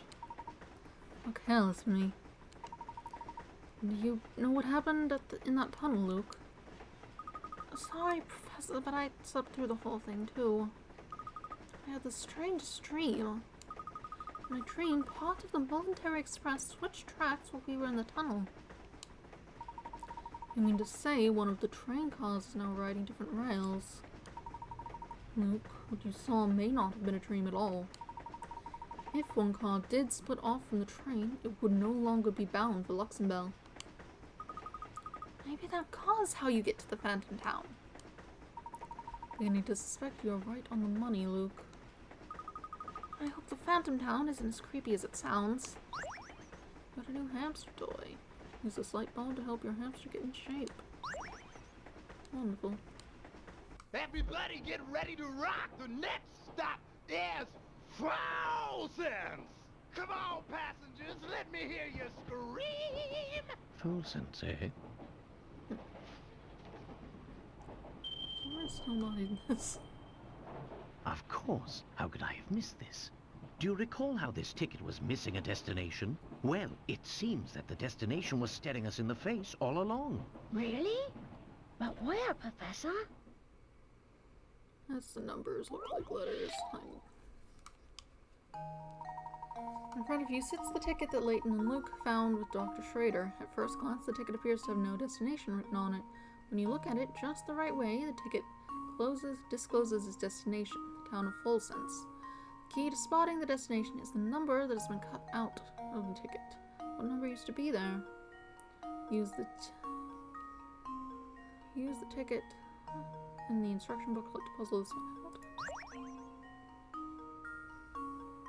Ticket. Touch. Oh, I see. It's like this one. It's a sense, basically.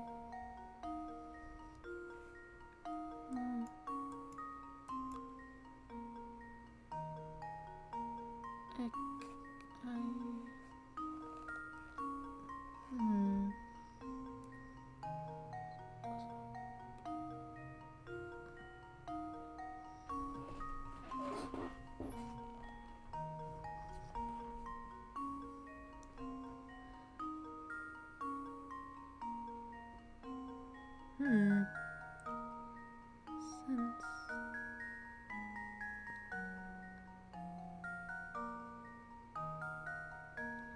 Upon closer inspection, that looks less like a word than I thought.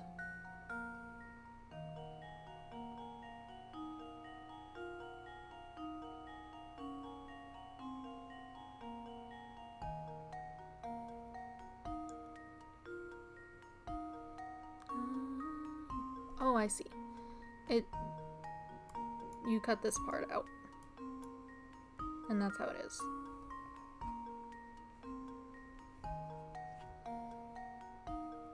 You take that and it becomes just an O.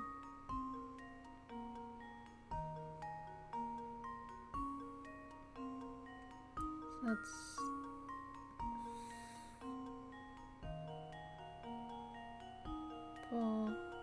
four... What's this? Full sense. E.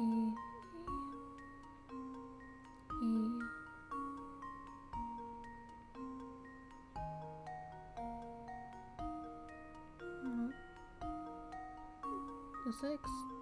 No, 2.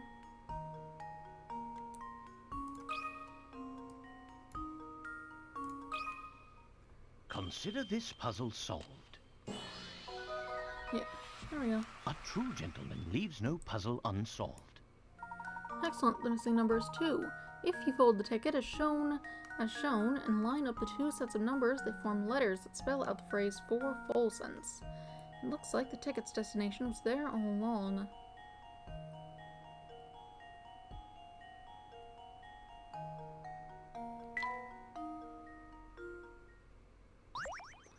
Cool. I get it. Well, I suppose it means we've almost reached our destination. Yes. Don't open that. Oh, whoa, this is strange. When did it get so dark? What do you mean? You know, it's been passed out for a while.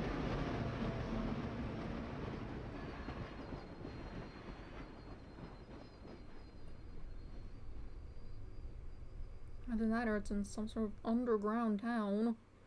That'd be odd, though. I do believe we've arrived at the next stop, but I don't see Flora, Professor. Where could she be? Hi, you two. Glad to see you're finally awake. Flora, where did you run off to? I'm sorry, but the train car was so stuffy when we stopped, I went outside for some air. You went out alone? Are you crazy? It's dangerous out there. Who knows what kind of creeps could be out looking around? Oh, well, I'll be more careful from now on. Watch your tone, Luke. A gentleman always remembers to treat a lady with kindness and respect.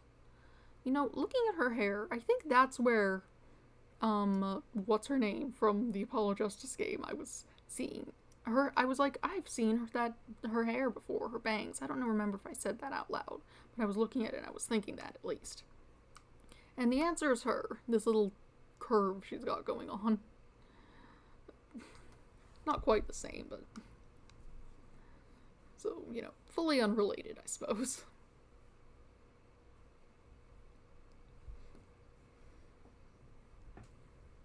Watch your tone, Luke. A gentleman always remembers to treat a lady with kindness and respect. Now, since we're all back together, why don't we get off this train and see where we are? Trick solved. These are being solved in a much less linear fashion. You can't look around. Someone seems to have removed the roses since then.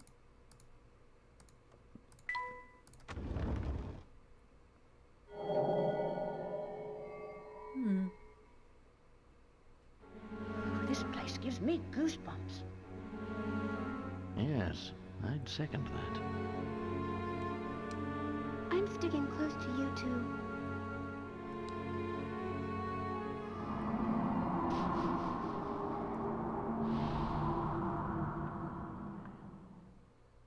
Oh, these must be pictures of the town. This place must be underground. Indeed, and old ones from the look of it. Judging by their condition, I'd say they're at least 30 years old. Wow, how do you know? Oh, that's right, you're an archaeologist. Of course you'd know. Now, Luke, don't tell me you actually forgot. Well, we'd best press on. Oh? Oh, the cutscene's going on.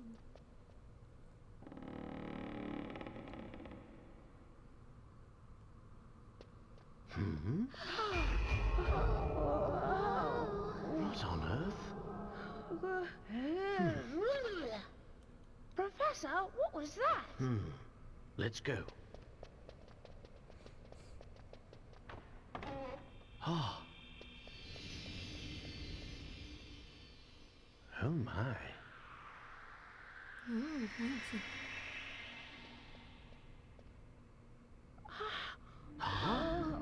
What's that? Ah. Looks like, Just what is going on here? I don't know, but it's strange.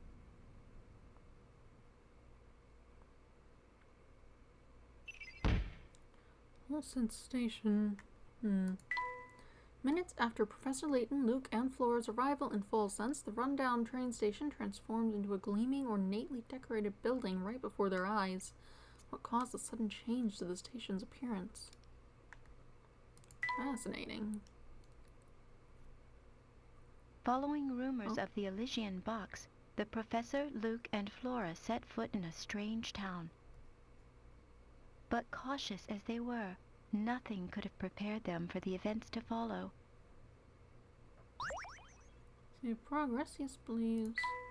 I was saying it looks like... Oh, it's mainly just the color palette of the town.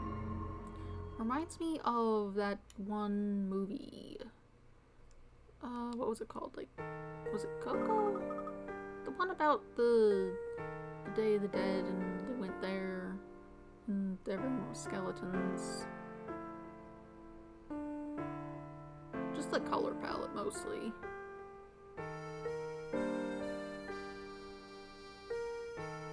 Look how it's all dark, but it's also glowing. Yeah. Very interesting buildings going on. That bit up there is very tall. On the back you can see nothing in the middle. I don't think they're usually like that. Not sure what sort of architecture that is. It's not something I'm overly familiar with. So, this is the Phantom Town we've heard about, huh? It's like something from a horror novel. I find the place unsettling too, but we mustn't let that keep us from our investigation. Who knows what kind of valuable information we might find here about the Elysian box. Professor, Luke, and Flora decide to walk around the town. Cool, cool. more people here. Oh, it's you. Alright. Oh, funny running into you here. Hello, howdy, hi, and all that. Hey, you're... Mailman, yep, I've got mail to deliver here. It's so dark that it always takes forever. No wonder the people here always seem so on edge. No wonder the people always seem so on edge here. Well, that's all the more reason I need to bring a little sunshine into everyone's life with the mail. Wow, you deliver letters all the way out here. I sure do, and I've got a schedule to keep while doing it. So on that note, I'll be off. See you around. And see my friend the postman works a very, very wide area for mail delivery. Really? But how does he do 2 routes every single day? Unless he has some kind of jetpack, that's just impossible. You may think so, Luke, but our world is full of inexplicable phenomena. This is but one of many. I guess so, but it still seems pretty much impossible to me. No statue here. The bronze statue appears to be well cared for. The handrails here bespeak a level of polish. Some lights. Going.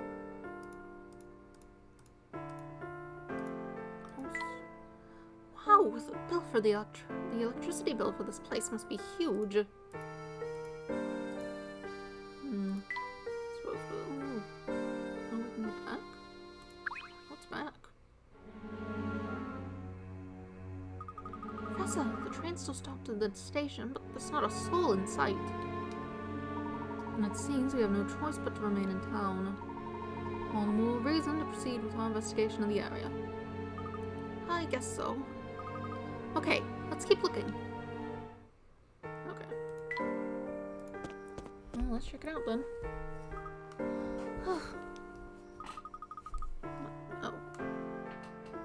Hi, you alright there, Flora? You don't look well. I'm not sure, I just started feeling sick all of a sudden. You're as pale as a sheet. We'll find a place for you to rest straight away. I don't see any hotels around here. If there were, you'd think there'd be a sign or something. Despite the lack of advertising, I'd say one of those buildings over there is a hotel. Professor Luke and Flora decide to seek out a hotel.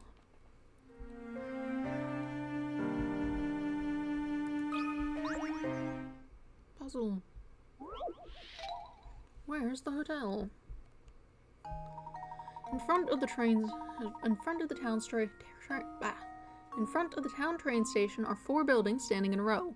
One of the 4 is supposedly the local hotel, though it lacks a sign. Even so, if you study the area carefully, you should be able to tell which of the buildings is the hotel. Can you figure out which of these 4 buildings is the hotel?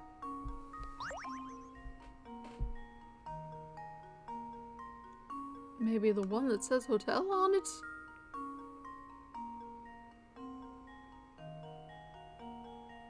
This one? Just leave it to me. Okay. Layton's apprentice strikes again. That's right, the windows and door of building C spell out the word hotel. Great. You got the ingredient dream fluff. Use it to create tea blends. Puzzle 6. How are you doing, Flora? Any better? A little bit. I think I've got a little rest. I'll be back to my old self. Flora, Luke and I are going out to learn more about the town. Why don't you stay here for a while and rest up? Yes, take it easy for a while, Flora. We'll be back before long. Thanks, Luke. Be careful out there. You too, Professor. Do you think Flora's going to be alright? I wouldn't fret too much, Luke. She may just be exhausted from a long journey. I think our best course of action now is to gather what information we can and hurry back to the hotel. After all, a gentleman never keeps a lady waiting. Flora's left the group for now. The top screen shows who's walking with you. Professor Luke decided to explore the strange new town. Who's walking with me doesn't seem to materially change anything. Good evening, sirs. I do hope that the young lady traveling with you feels better soon. Sure. Some trees, some going, door, stairs. Take care you don't fall on those stairs, Luke. I've never seen a lobby like this before. Seems you've lost a lot of floor space.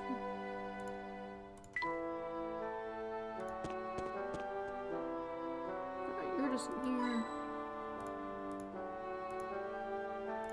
Another one of those flowers. Ah, roses are like living gems. They smell so nice. While we're on the subject of flowers, Luke, why don't you give this puzzle a shot? The same as what's on the table. Smell the roses again. Nothing smells quite as sweet as fresh cut roses, can help freshen up the whole room with their fragrance. Tap a square with your stylus to place the rose. The fragrance of each rose reaches 2 spaces in all directions but can't penetrate walls. If the fragrance of 2 or more roses overlaps, the resulting smell will be overpowering. So make sure to keep your roses spaced out. To remove an existing rose, just tap it again. Sure, straightforward.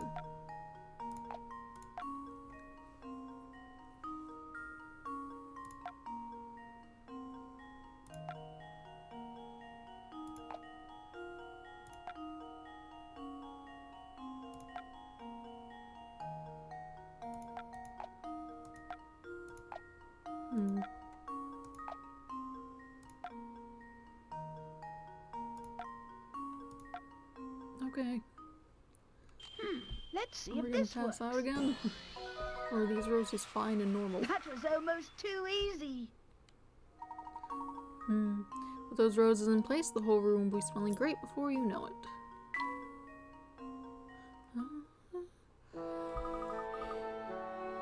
There we are. That takes care of that puzzle. Nothing creates a feeling of tranquility in a room quite like a fresh bouquet. I'll say, those flowers in the Military Express Deluxe room sure made me feel relaxed. Ah yes, the ones the conductor placed in the rooms were nice. Of course, it's so obvious. Can imagine why I didn't think of it until now. What do you mean, Professor? Look, think back on when that train car switched tracks. Can you remember anything? Well, honestly, I don't remember much. Everything's kind of foggy since I dozed off during all that. Of course you did. The sudden sleepiness we experienced was no coincidence. Furthermore, I don't believe it was a mere chance that we awoke upon our arrival in Folsense. No, I'd say that little nap was part of a larger plan. What plan would that be? Well, were I to venture a guess, I'd say those roses Sammy planted around the train knocked us out. And while everyone was asleep, they switched tracks. Precisely, my boy. And at that point, one car split off. I'd wager that only those riding the deluxe rail car were taken away to Folsense.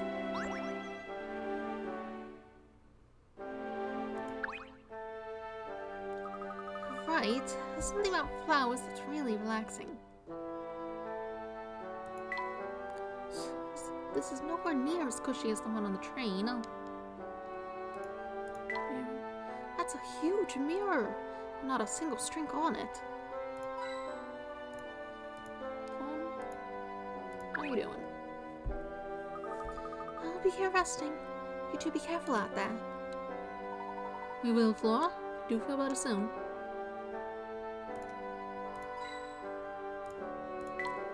Well, head out, bud.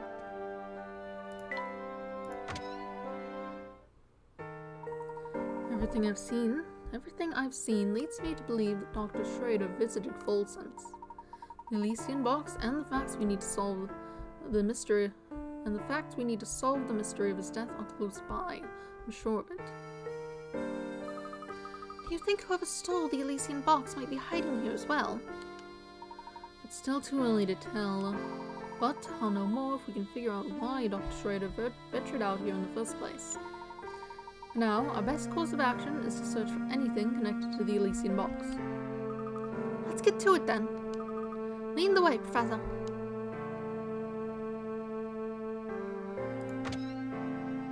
We go into...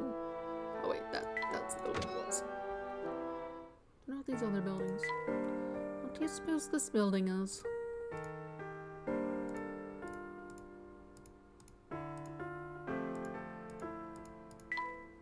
Seems to be a bit brighter over there. Oh. Head over there then, see what's up. How are you? Mark my words, Samuel, it's here in the town. It's here in town, I can guarantee that. You are to scour every inch of this place and bring it back to me at once, got it? Aw, come on, Uncle. Do you really think it's everything people say it is? I don't know. Kinda sounds like a lot of baloney to me.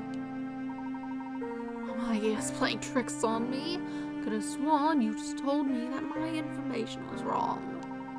You're in no position to be lecturing me on the subject. Now get out there and start looking. Okay, no need to blow a gasket, I'm going. What do you think Mr. Beluga and the train conductor were talking about, Professor? It would appear that they too are out on the hunt for something. Oh, look over there, Professor. What on earth could that be? Some kind of locked book? Weird. It's some variety of strange book. Perhaps someone dropped it while running about town. Yikes, gotta look at this crazy cover. What's this symbol on it? Let's have a look. The symbol seems to be in the shape of a goat. Well, whatever it is, it gives me the willies. But I do wonder what's written inside. Hard to say with the book locked up tight as it is, isn't it? Still, this symbol is very intriguing. Say, Professor, maybe somebody in that antique shop over there can tell us something about it. Excellent idea, Luke. Let's begin our investigation there. The old diary option has been added to the trunk.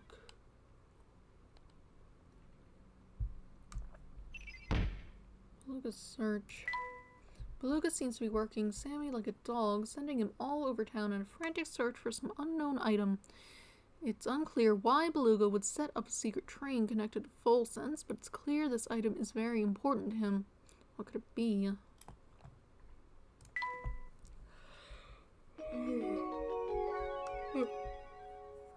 Couldn't be the box.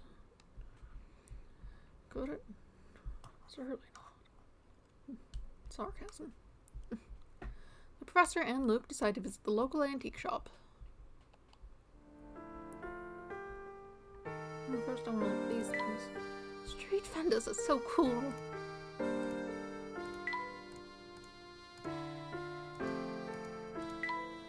There's some very glamorous shops around here. Here we go, I guess. Not much to look at. Oh, you're here. This is exactly the kind of chair in which to read a good book. I don't even have an armrest. These light special shops move quite nicely. There's a lot of lights in here. I wonder if this mirror is valuable. Gotta be careful.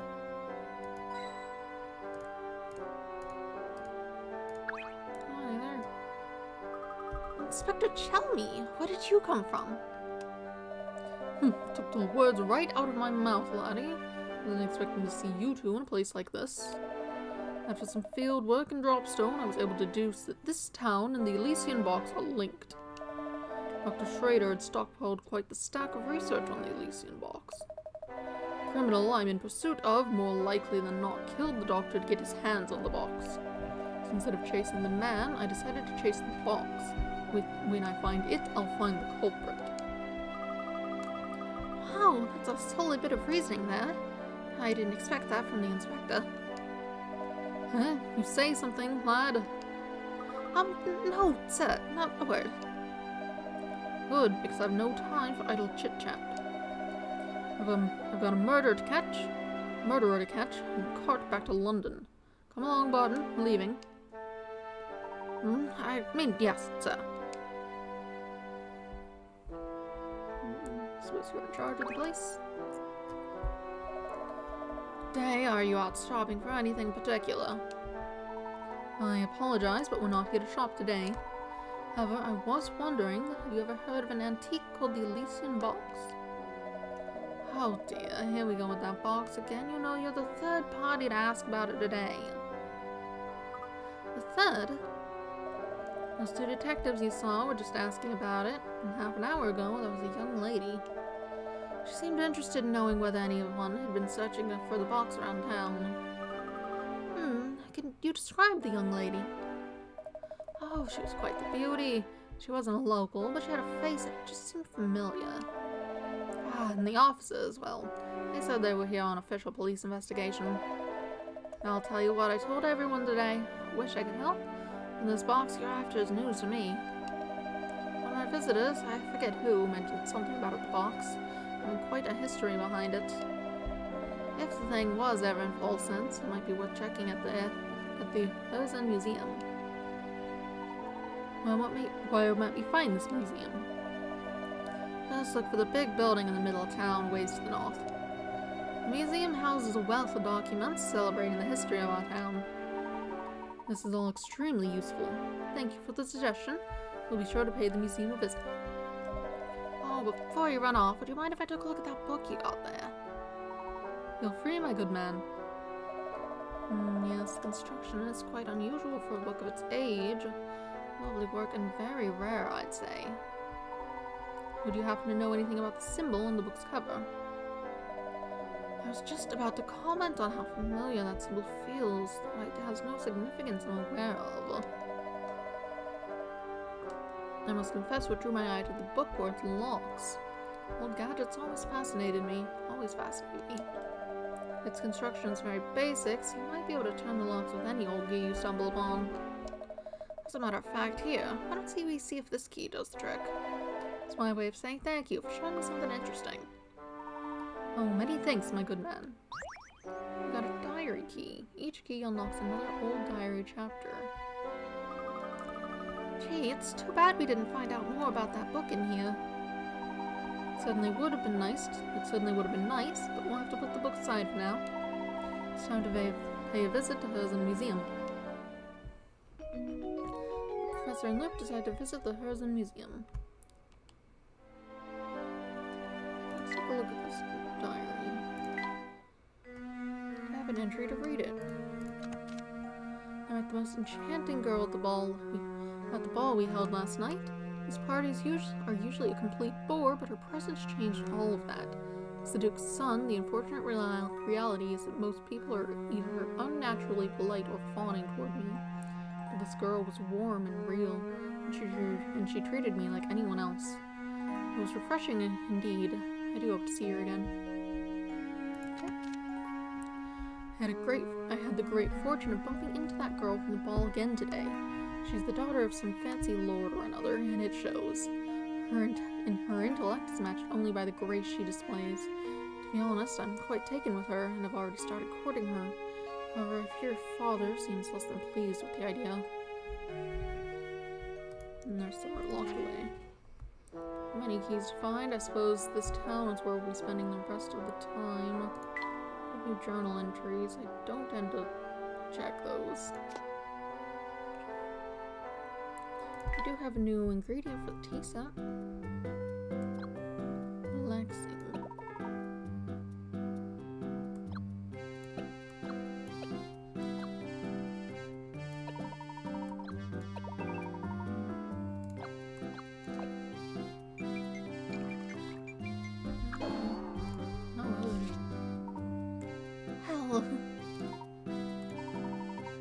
Oh, Professor, I think I'm going to throw up.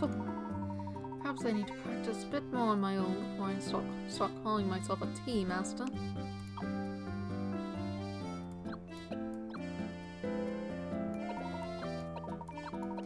seem like things you might want in a tea. Oh. Professor, this tea is peculiar. I admit I can't seem to find a more appropriate word for this blend than peculiar.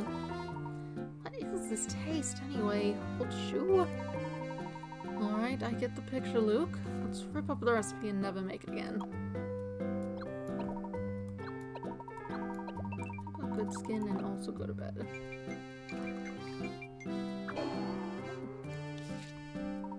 This is just terrible. Sorry, Professor. I don't think I can choke down another sip. That's quite alright, Luke. No one should ever feel obliged to drink something as rank as this tea. Everything looked good going in. I wonder where you went wrong. Mild, sour, sweet, refreshing.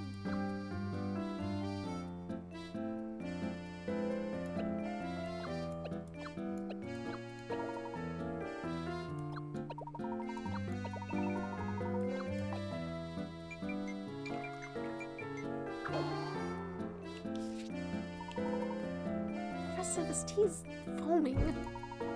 Oh dear, I suppose that's a clear sign this tea isn't fit for human consumption then. Don't understand. If we checked all the ingredients, why all this foam? I'm afraid I have no answer there, Luke, but perhaps we can use it to clean the floor. Seems this dream fluff is— go away. There's a singular fly. I decided it needs to land on my face. Why?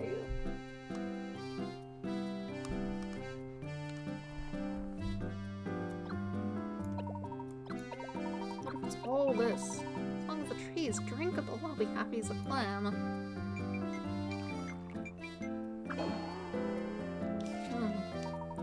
Put on lots of the same ingredient, but all it made was boring one-note tea. Let's just not do tea. Hamster can be somewhat interesting, but tea seems to be a lot of trial and error. That's exactly not what I wanted.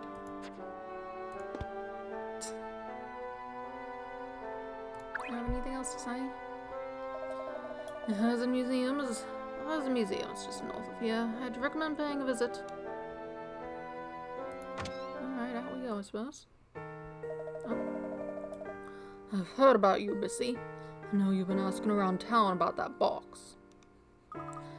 Oh, but I just... Before you say anything, I don't care who your dear old dad is. No one's above the law. In my eyes, anyone out chasing the Elysium box moves to the top of my suspects list. No, you've got it all wrong. Sir, if you wouldn't mind. What is it, Barton? Can't you see I'm in the middle of something here? Yes, about that, sir. The criminal we seek killed a man to obtain the Elysium box, so the villain should have it already. If the young lady was our culprit, she'd have no need to ask around about the box, in my opinion, sir. Was that so, Barton? I don't recall ever asking for analysis of the situation. Terribly sorry, sir. Please forgive my momentary lapse in judgment. I'll just be going now. Barton, get back here this instant. I'll have your nightstick, I swear.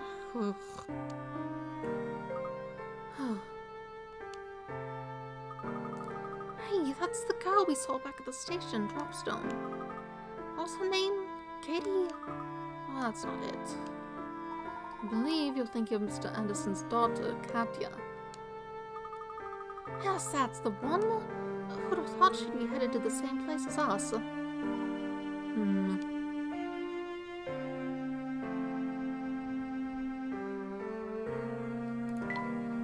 we'll head to the museum. Hi.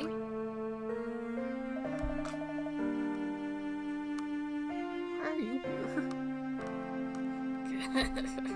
Well, there's a couple of mugs I've seen before. Hey, I know you.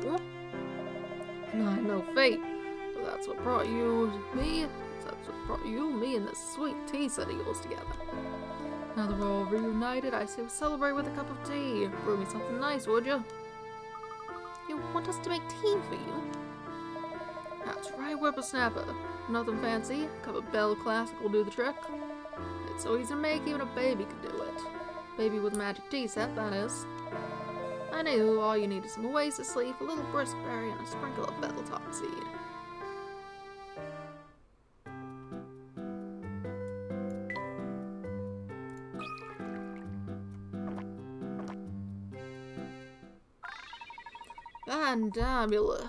Fantabulous. A smile spreads across Stash and Sarton's face.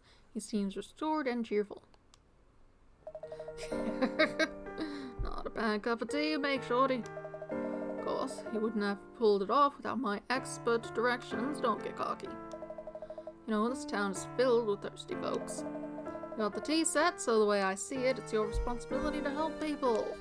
If you manage to help everyone out with a tea break, good things will happen. This I promise. Gosh, Professor, what do you think? How good can we really do with one cup? How much good can we do? How much good can we really do with one cup of tea?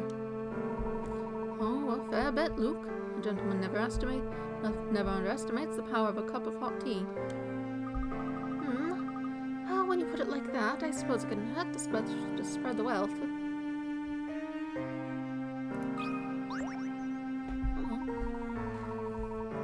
Sit a different way.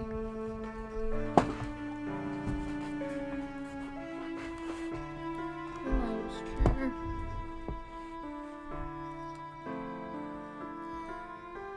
Golly, you two sure are running around a lot. I get tired just watching you.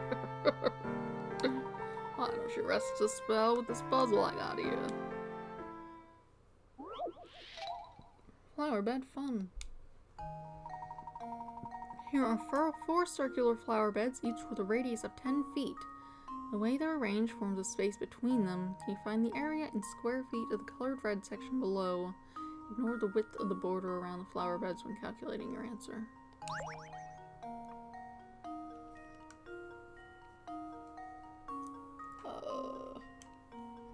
This is just math.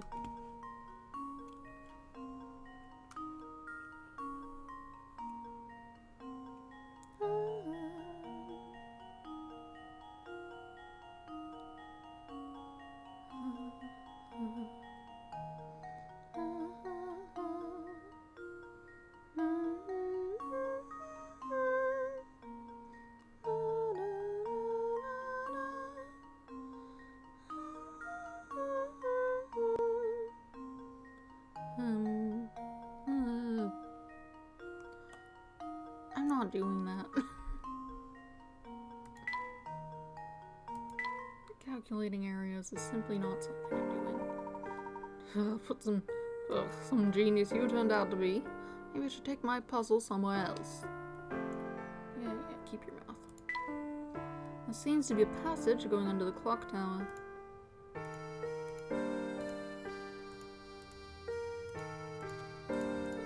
And nothing else to look at in the town.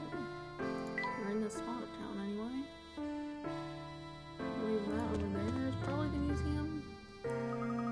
Look, hi, Professor. I see Inspector Chalmey over there. No need for alarm. Look, he's likely just gathering information about Dr. Schroeder's case. Seems he finally figured out the key to solving it lies here in Folsom's. It's as if the inspector's almost got a handle on things for once. That's a shape. So let me confirm. This here is the man you've witnessed asking around about the Elysian box. No doubt about it now? If the man in the photograph is the one, I'd remember that beard anywhere. Well, that seals the deal. Just as I suspected, it seems he did make his way up to Folsom's. Come along now, Barton. We're moving on. Oh, yes, right behind you, sir.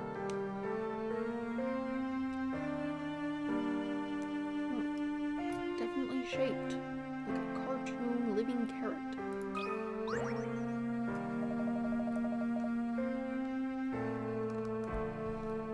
Sorry, sir, I can't let you in like that. We got a dress code, see?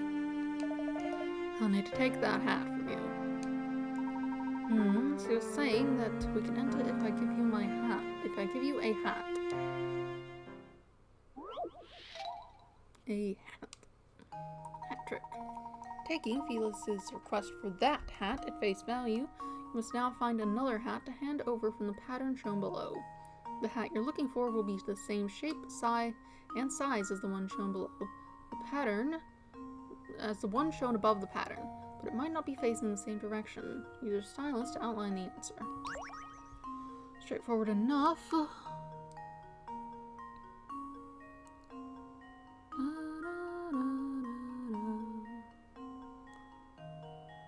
the first thing we need to do is find thin enough lines to be the brim.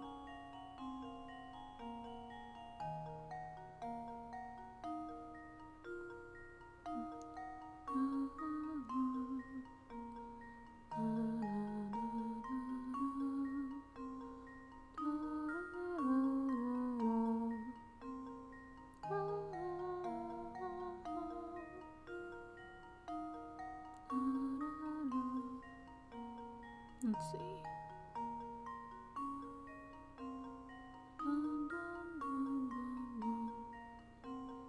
It's not quite right.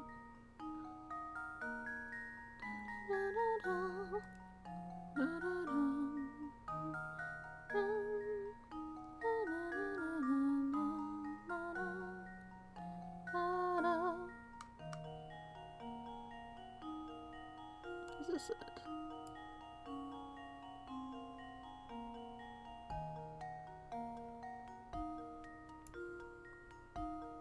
Oh.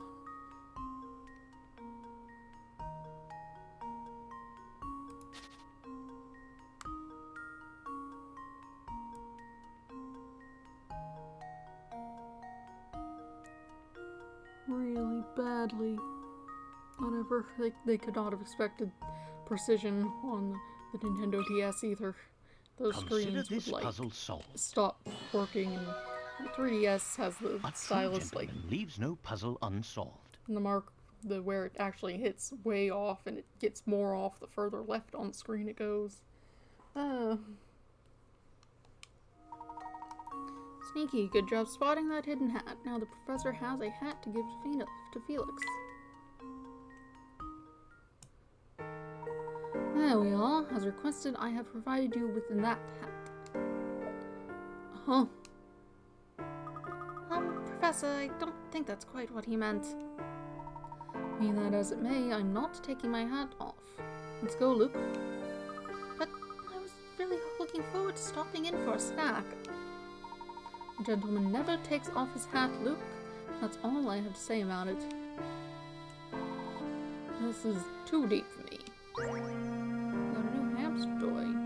Pet house to get your hamster in shape.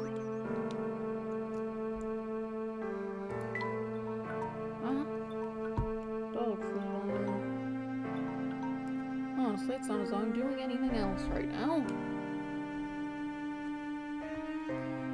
Just wandering around, solving puzzles, looking for the museum, which is apparently not here. This is a restaurant. Whatever. Feeding the dog, and then I will be back. Actually, I need to feed the cats as well.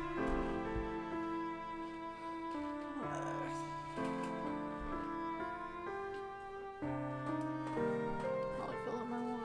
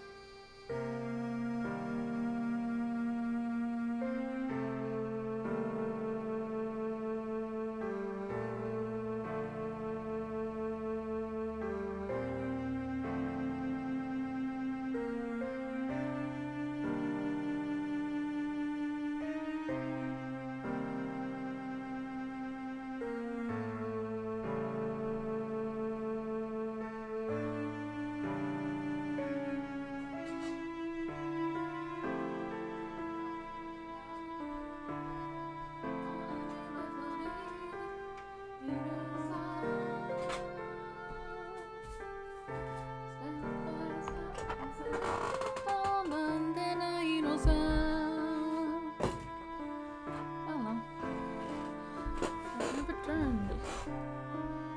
Creatures have... Oh wait, no, I forgot the rabbit. Hold on.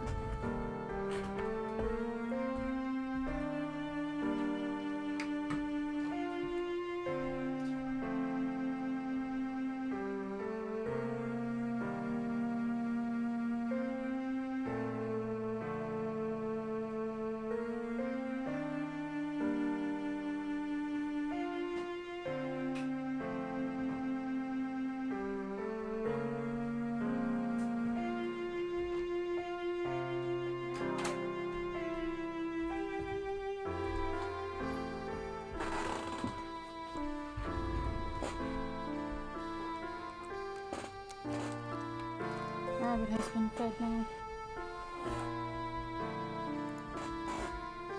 Let's see. Back to looking around. This is quite a sign. Some camera shop? I suppose that's what we're getting those pieces for. Have a look at these photos of the town, Luke. Whoever took them clearly has a fine eye for detail. But if you look closely, you can see that the pictures are chronologically out of order. Do you think you can figure out where each picture belongs? Puzzle. Scrambled photos. 4 photographs decorate the wall of Joseph's photo studio. Each photo depicts the same area and was taken at the exact same time of day. However, each photo was taken at a different point in time, and if you look carefully, you can figure out the order in which these pictures were taken. Enter your answer using the letters attached to the picture, starting with the earliest, like so. A, B, C, D. Sure.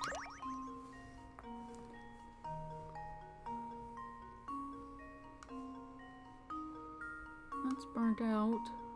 It wasn't burnt out when we were out there. And I imagine it wouldn't have started that either.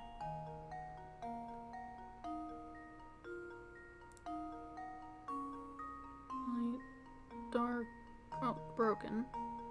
We patched it up. I need to look at the actual thing. There was a guy in front of it though, so I guess that wasn't the most helpful. I wouldn't have been able to see the window. Anyway, I suppose at the very least this would do that. This sticks up, right? Yes. Door was repainted as well.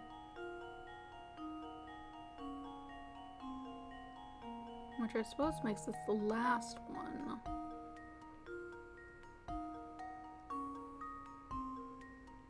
And this the second to last, so what's even different between these ones?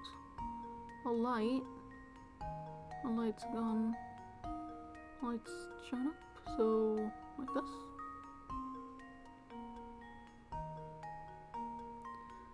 So C, D, B, A. That's wrong. Incorrect.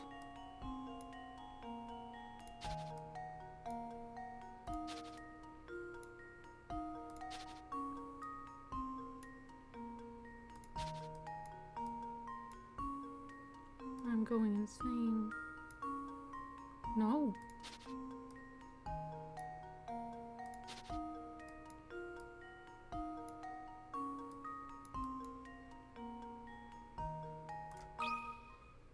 Here goes. Piece of cake. There we go. Good eye. The correct order is C, B, D, A. C, D, B, A.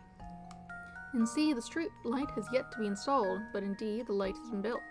In B, there's a new building in the background, and the restaurant's window is broken. And notice a building. So there is. I have no idea what you're talking about.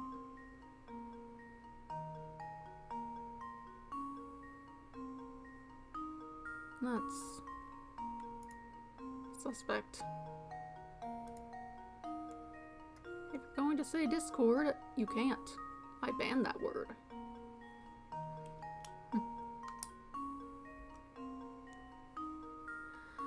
Finally, in A, the broken window seen in B has been patched up, and some of the lights in the restaurant sign have burned out.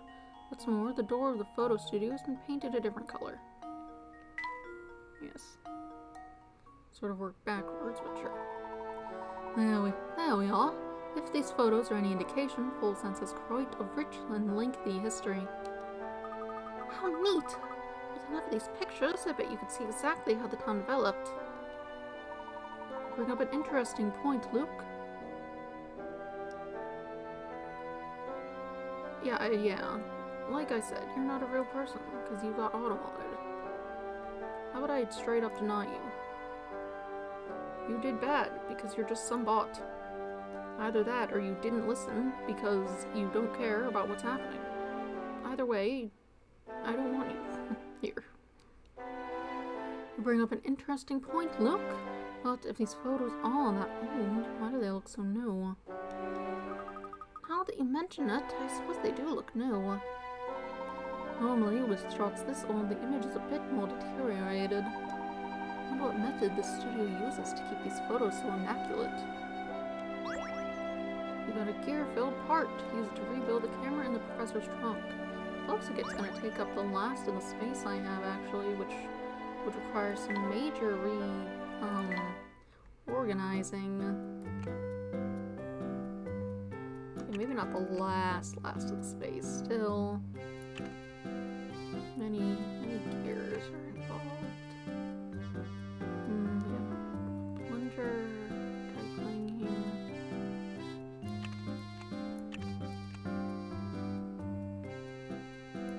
Okay, so this just can't go there, I suppose is what we have. Let's see, this has to connect. Oh no, you probably don't want to overlap. Yeah, no. I mean, I don't know where this battery goes. It could go anywhere, really. I suppose it ought to.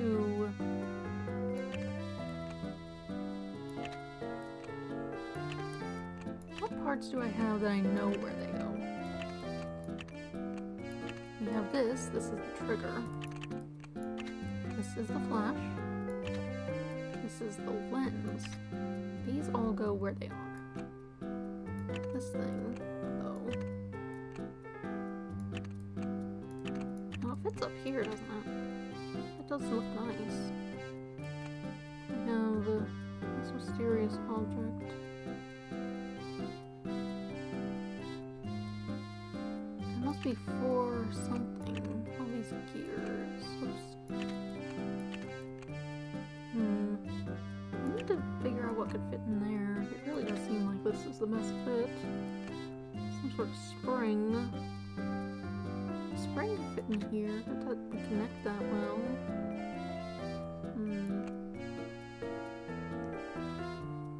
Or a spring for what?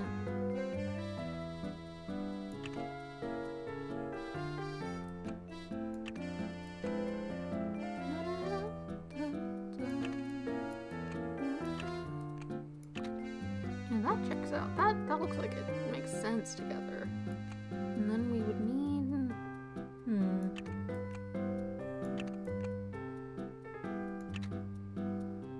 And that makes sense. And then this... I suppose we're just missing a tiny little piece that would go in here then.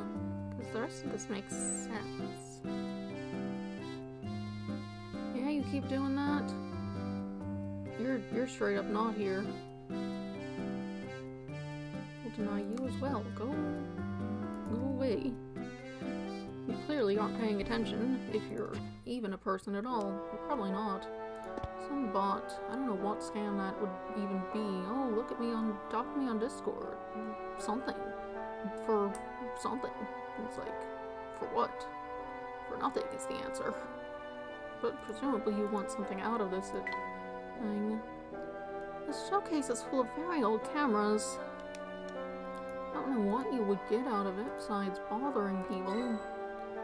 I imagine you want something more concrete than that. I wonder what they use this huge camera for. Some sort of scam, I suppose. I'm just not sure how it would work. Commission scam, maybe? Probably. There are all sorts of people portrayed here. Hello, person. My, these photos look stunningly new for their age. How do you manage that?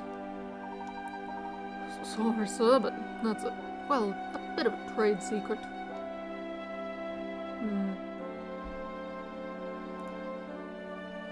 Nothing else to say? Interesting.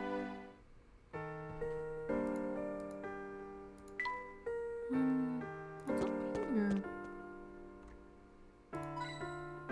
Bitcoin. Dog. Weird looking thing. He doesn't appear to be in a very good mood, Luke. Let me see if I can find out what the problem is. Big diaper it's got on. Hey there, fella.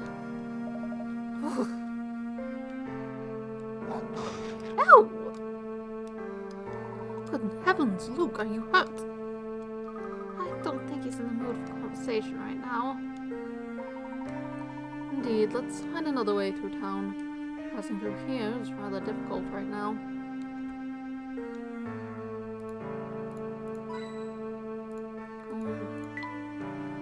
The ramp looks pretty sturdy.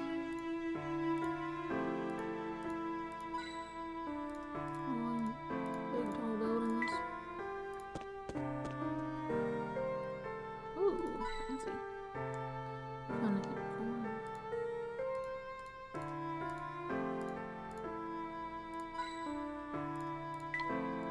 It looks like a snake could slither out at any moment. This must be the museum. With the gate shut tight, I don't think they're open right now. I was hoping we'd find some useful information inside, but there's no sense in standing around waiting. For the time being, let's continue our investigation elsewhere. Professor and Luke decide to search the town for more information. Suppose we'll just keep circling around. Hello there. Greetings, strangers. Let me guess. You come here seeking fame and fortune?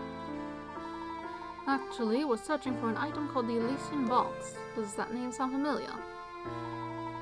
Oh, now, that's a fantastic name. Here's a puzzle for sharing that great name with me. 3 couples. A yellowed photograph shows 3 couples in the photo. A yellowed photograph shows 3 couples. In the photo, no man is standing directly above his spouse. Of the 3 women, 2 are sisters and are sitting next to each other. The eldest sister's husband is the man without a mustache. Everyone in the picture is wearing a hat, save the husband of the younger sister. The woman unrelated to the 2 is sitting in front of the younger sister's husband. Can you find out the man in the bunch who is married to neither sister? Choose from A, B, or C. Let's see. This guy keeps popping up around. Pretty sure he was in town. Alright, let's see what we got.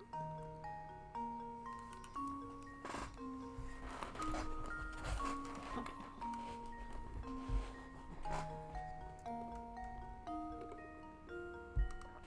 So no man is standing directly above his spouse. If the sisters are next to each other, then one of them has to be in the middle, so it can't be B. Oops, that's too much. So you're not going to be it. Because you are one.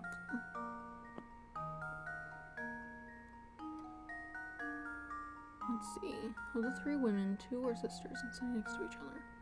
The older sister's husband is the man without the mustache. Okay. So that just makes it a process of elimination. Everyone in the picture is wearing a hat, save the husband and the younger sister. Right.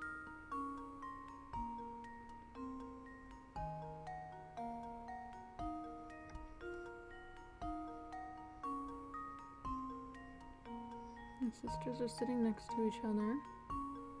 Hold on. Something's not right, because that doesn't match up. No man is standing directly above his spouse. Two are sisters and are sitting next to each other. Elder sister's husband is the man without the mustache. So that's this guy. Very straightforward. Everyone in the picture is wearing a hat save the husband of the younger sister.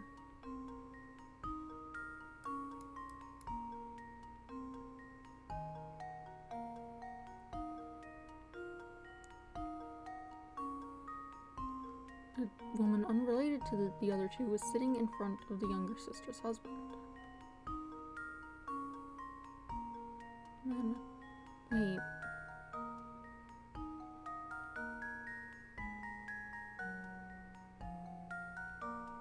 Something... Are these contradictory?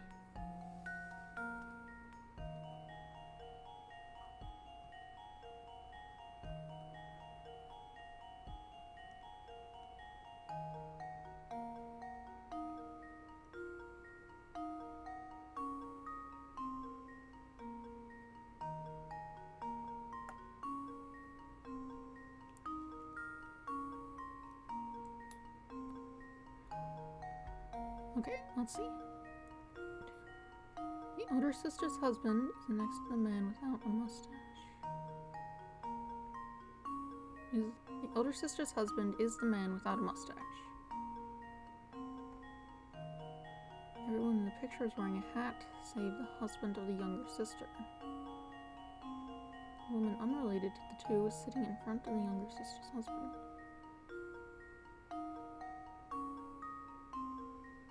Oh, that makes sense. Never mind. I'm not sure what happened. Anyway. This should do the trick. Ha! Wonderful. Great job. The answer is B. Finding the answer to this one just requires close reading. You know the elder sister's husband has no mustache, so he must be A. You know the younger sister's husband has no hat, so he's obviously C. With these two choices eliminated, the answer is clear. Now, in case you're wondering, the elder sister is E, the little sister is D, and the last woman, F, is married to B.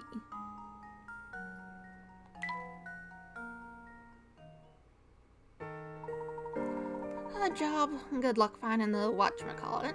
You know, that thingy with the great name. I bet when you open it up, a genie pops out and grants you a wish or something. Neato.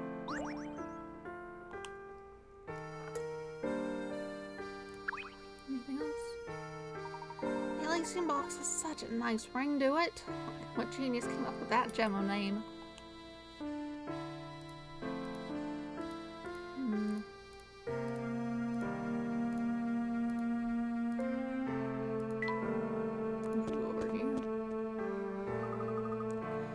Not Watchtower, Professor. There's something very suspicious about it, isn't there? Awesome. What's going on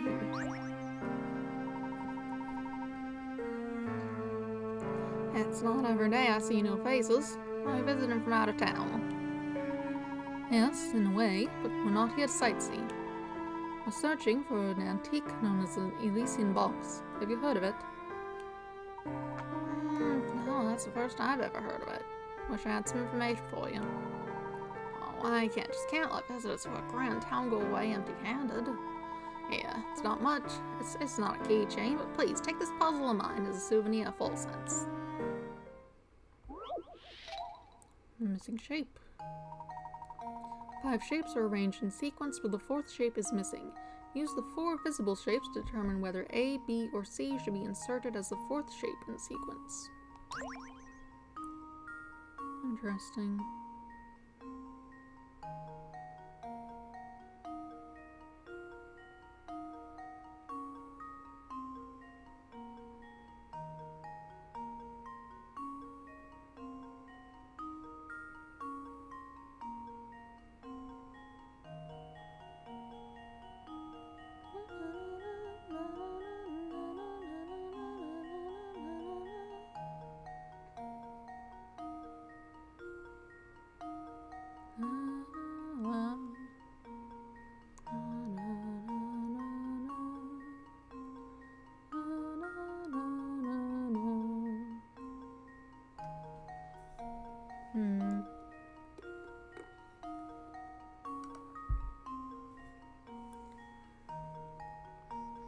Not sure I understand.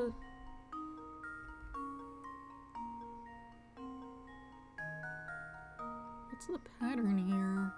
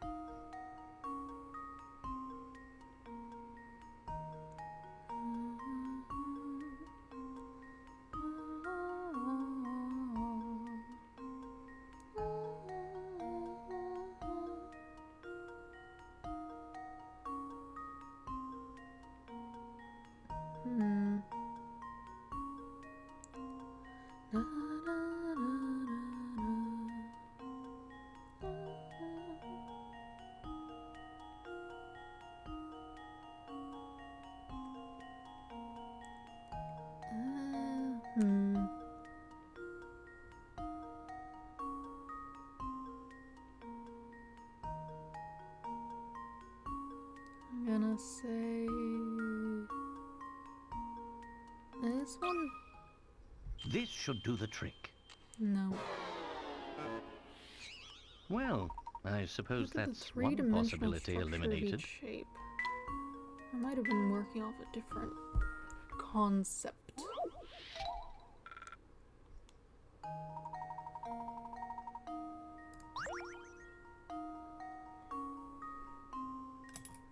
Still, I feel like that concept holds well.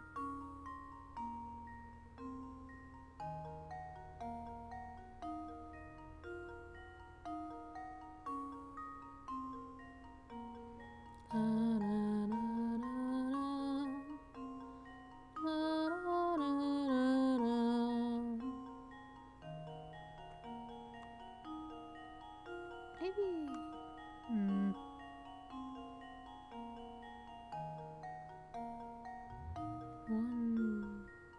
One what? Two what? Two grooves, but there's two grooves in these also.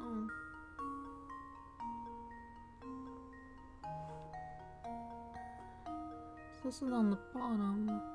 You just turn it. And it would be like that. Presumably it goes through like that. Don't seem like that one might stop.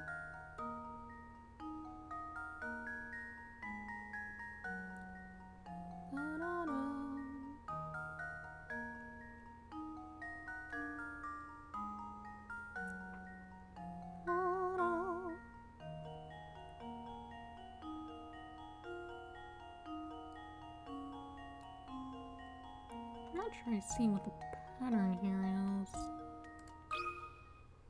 This should do the trick. And there we have it.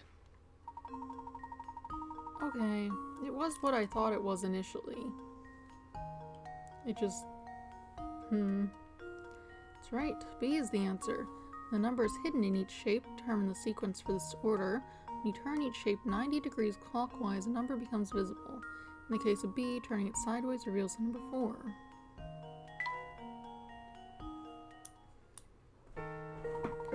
Nice work there, fellas. I hate to burst your bubble, but if your lead on the Elysian box led you here, you may be out of luck. See, many of the residents who were full sense experts skedaddled a few years ago. It all started over a strange rumor that spread through the town like wildfire. Oh, so even if we are in the right place, there may be no one left to ask. Tell me, what was this rumor?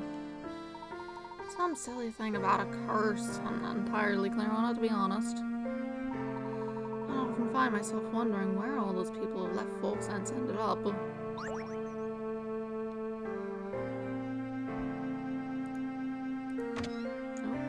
inside. Some sort of market. These shelves are full of recipes and ingredients.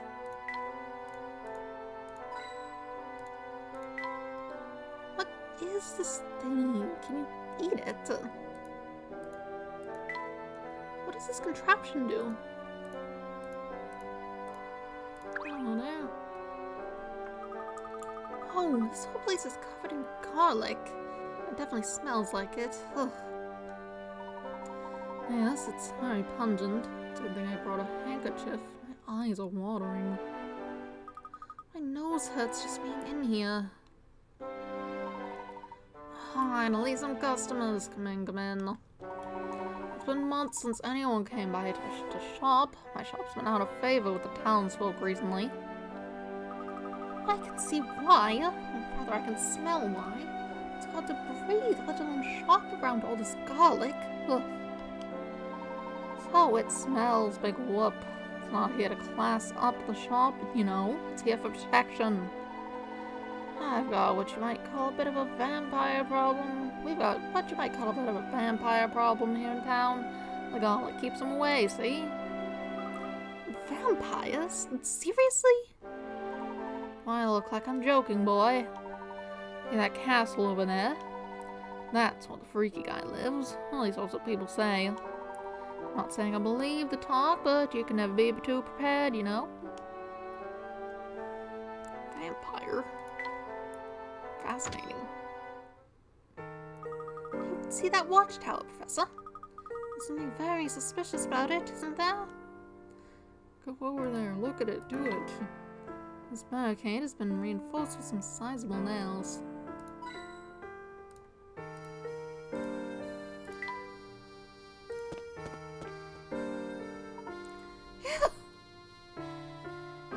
Oh!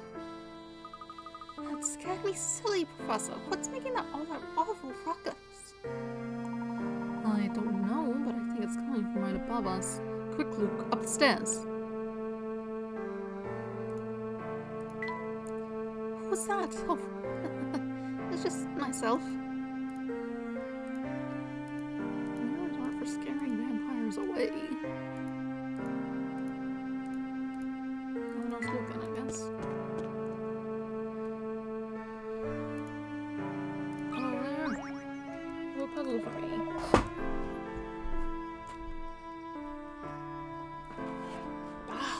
Gold-torn vampires, get off my property.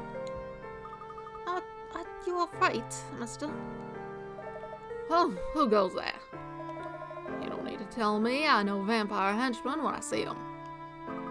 Oh, wait a second. What are you talking about? We just heard a scream and came to investigate. Say what you will, Sonny, but it won't do you no good. I see through your vampire lies. If you really want me to believe you're not vampires, you'll solve this puzzle, and you'll do it quickly. Number 67, top of the tower. In a quiet town, there's a tower that commands a view of the whole town. Since you can see the whole town from the tower, logic dictates that you should be able to see the top of the tower from anywhere in town. However, there's one place in town, shown on the map, from which you have no chance of seeing the top of the tower. Find and circle this place. This tunnel.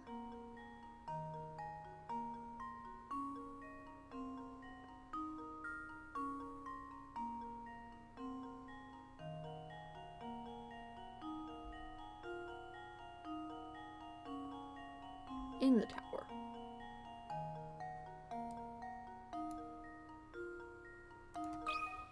True. Here goes. Piece of cake. Good thinking. From inside the tower, there's no way to see the top of it. Sure, you may be able to stick your neck out a window and look up, but you still won't be able to see the very top of it. Pretty good for a vampire. Unless you're not one of the blood-sucking underlings after all. If that's how it is, and listen to me when I tell you, you'd best keep an eye on the castle over yonder. You should.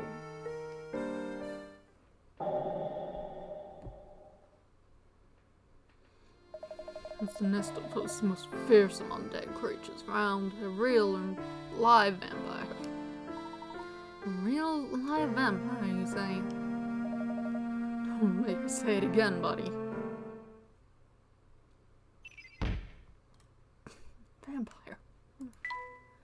Rumors have surfaced regarding a vampire said to live in the castle at the edge of town. Terrified by such talk, not a soul in 4 Sense dares to draw near the castle. Could a vampire actually be living up in Herzen Castle?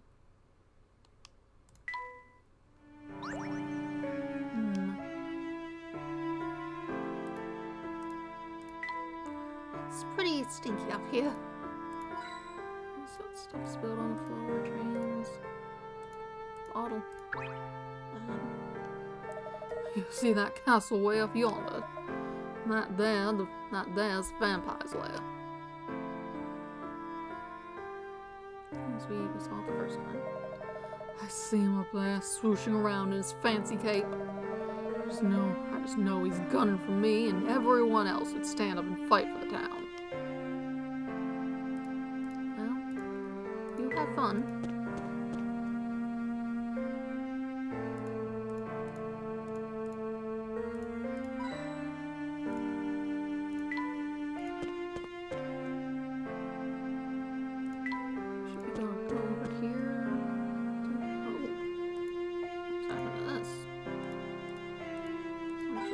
Through, I guess.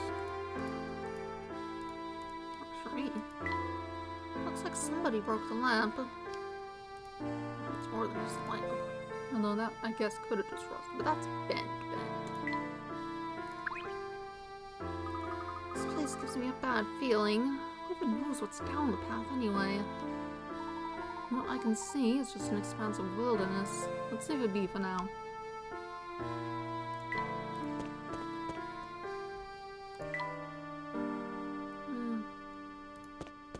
Trees around. Maybe we aren't underground.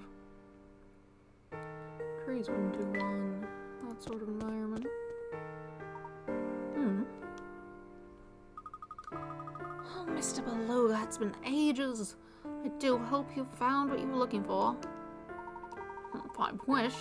I told Samuel to track it down, but the boy's about as useful as a broken pocket watch. Oh, don't fret like that. At least wrinkles in that distinguished brow of yours. What do you say, Mr. B? Would you like to come inside and unwind for a bit? Professor, do you see that? Mr. Beluga just went into that cabaret. Let's take a closer look, shall we? Bow on it. Must be a theater of some sort.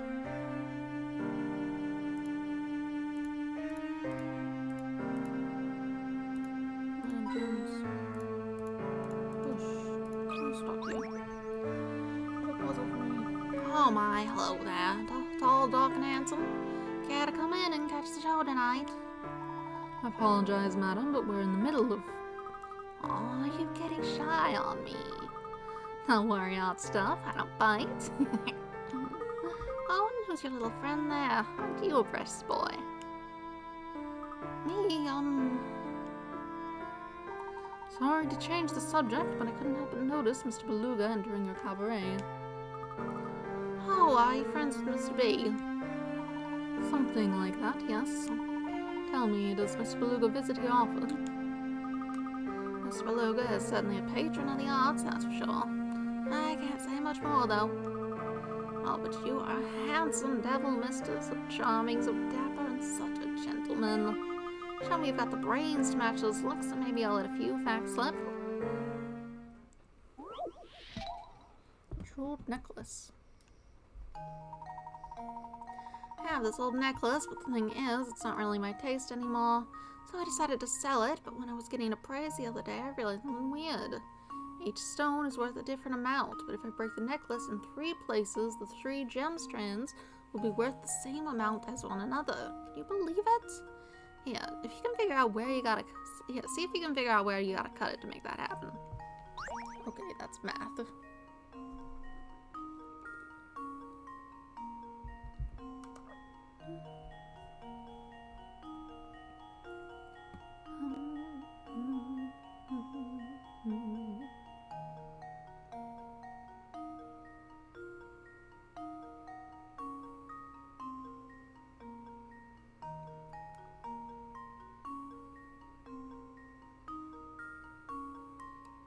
Okay, first I suppose we need to figure out how much is in all of them.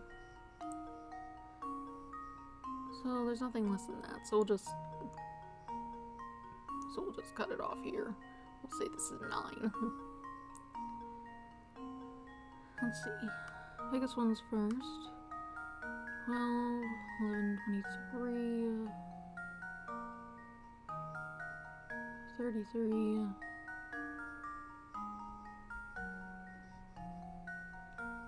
Let's see. 33, 42.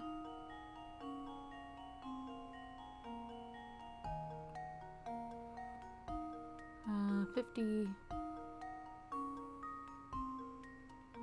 57. 63. 65, 38, 68,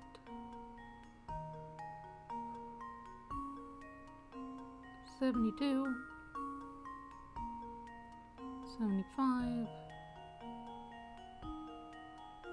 77, 78. So 78 divided by 3.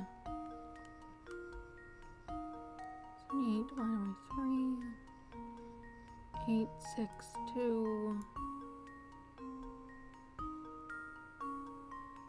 2, 7, 8, 2. 7, 8, 9, 2, 3. 32. Okay, so each thing needs to be 32. Easy. So let's just start with this. If we take this, shoot, I believe something like this. 706, 16, 16, 12, 20, 16, 12, 20.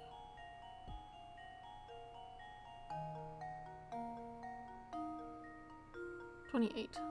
Yes. 29. No, that doesn't work.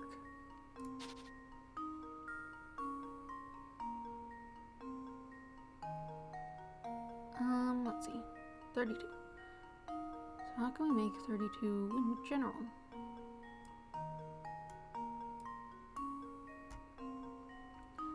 Let's see. Start with the biggest one and we'll work back from there. 12. 12. 13, 18. 8, 16, 6. 26.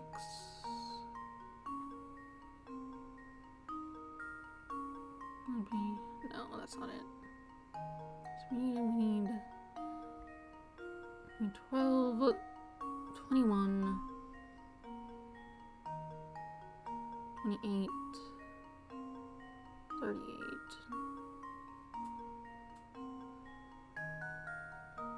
28, 21, 22,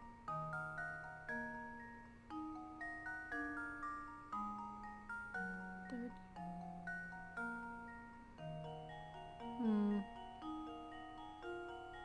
Maybe we start with a different one. What do we want to add to like 1,000? Another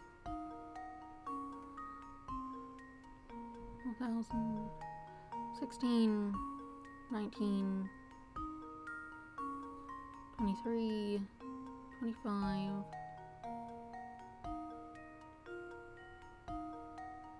32.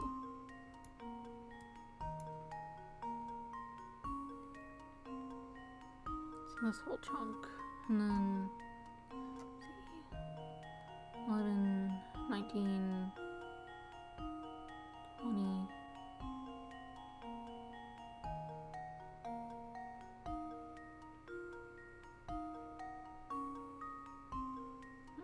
19, 24, 26, 25,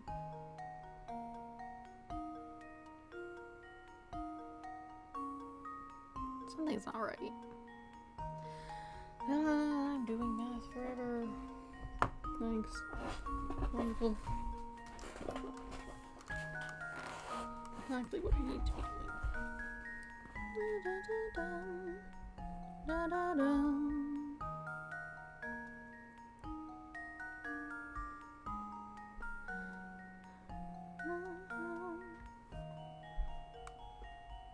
Did I mess up the math the first time? I don't want to count it all again.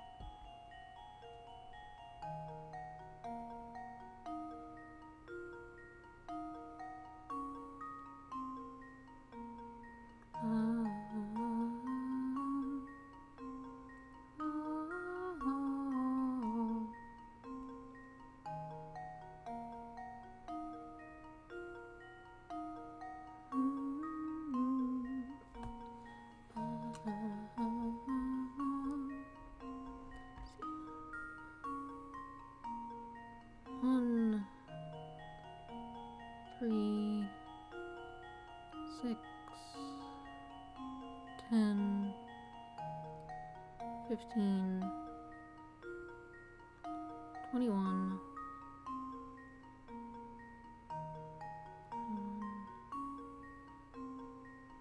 28, 36,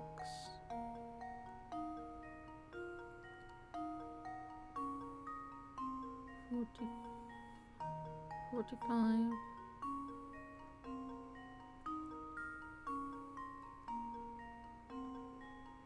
55, 66,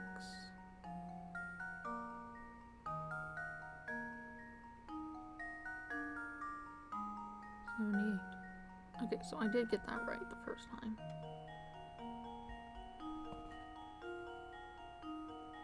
Okay. And this.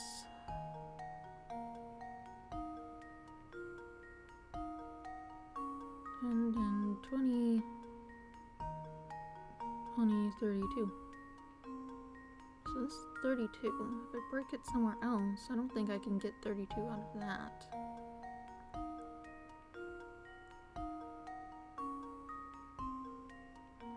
What does it take to get there? 22.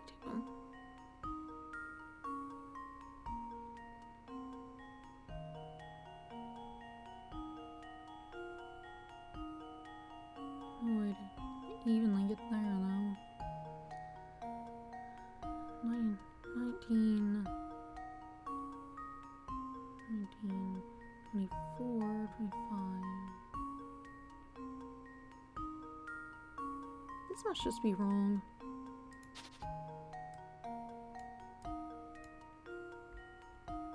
Wish I had an actual eraser.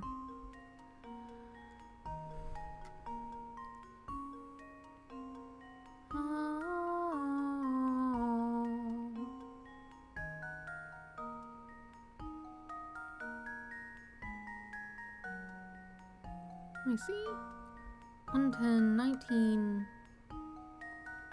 19, 21, 25, 28, 34. That's all right.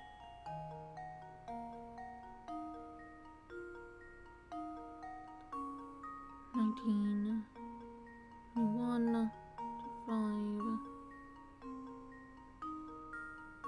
30. That's alright.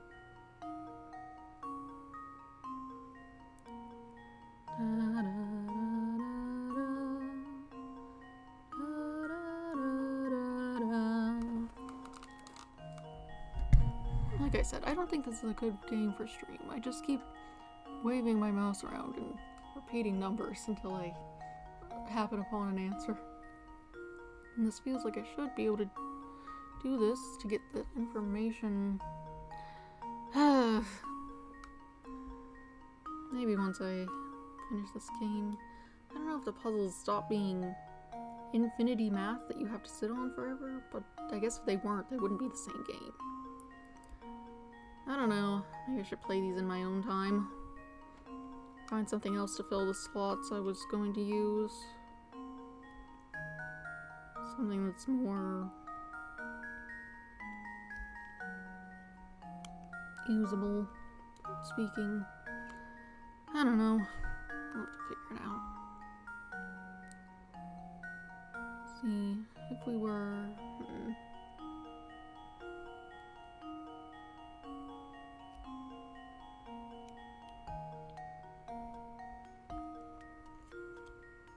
So, let me see. Taking from you, if we went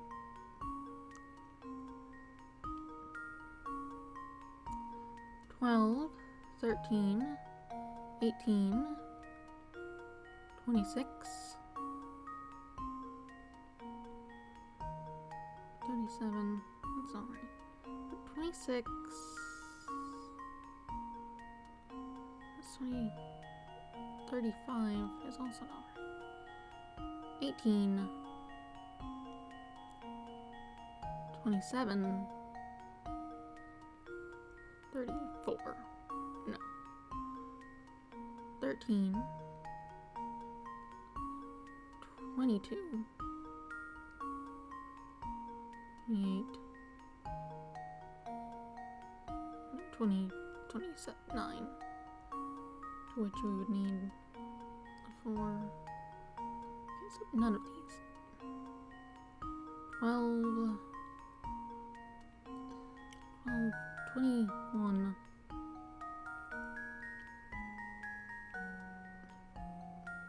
12, 21,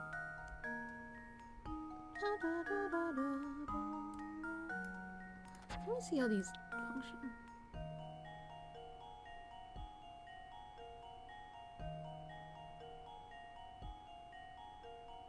I can technically latch it onto anything. I wonder if any of them can, like, split a jewel right in half.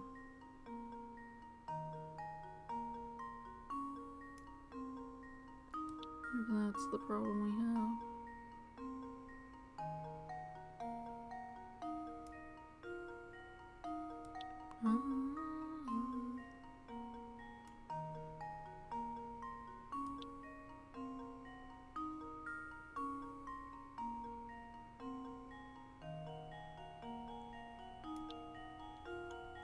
Some of them certainly can. I really hope that's not the answer, though. That wouldn't be miserable.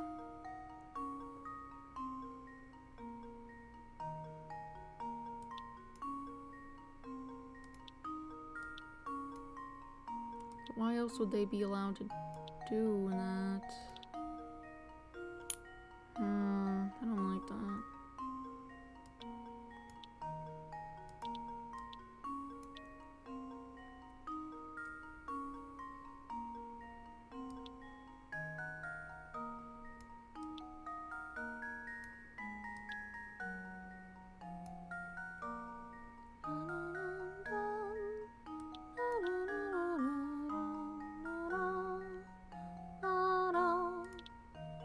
Still, it's worth a concept.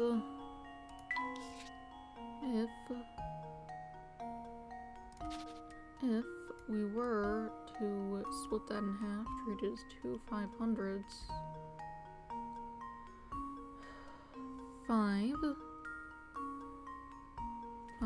12, 20, 21, 32.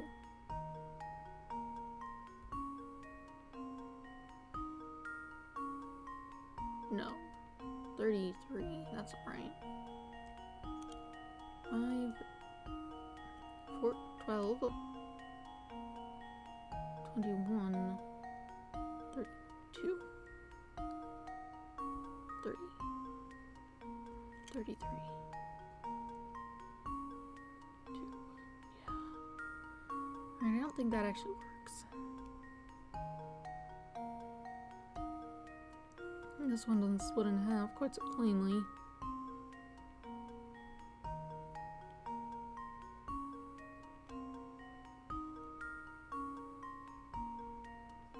I don't want to be here. I don't feel like dealing with this. I really can't tell you anything else about Mr. B. Whatever. Found your shack. Full-sized one. Suppose we'll leave you to it. Let's ask. Let's talk to the woman standing out front. Do we have to do that? You're telling me I have to do that? Fine. Apparently we have to do that.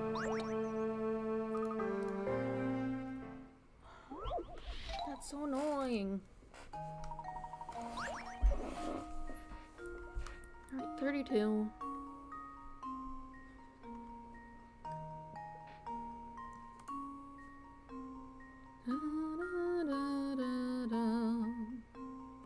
I don't see a good way to cut this in half.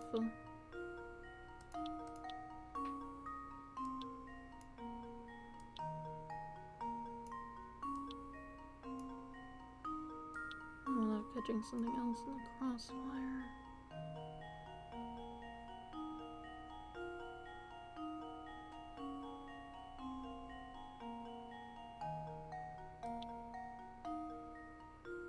That won't be any good.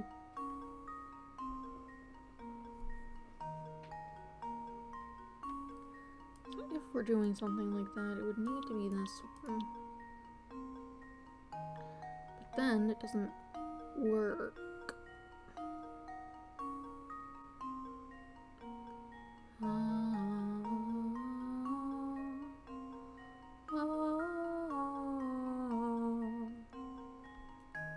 Five.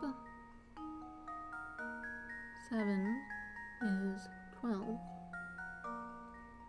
And that's 21. And that's 33.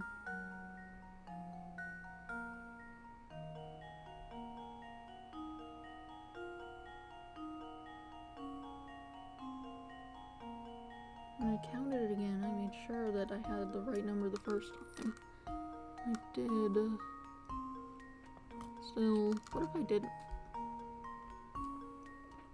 What if we decide things needed to be 33?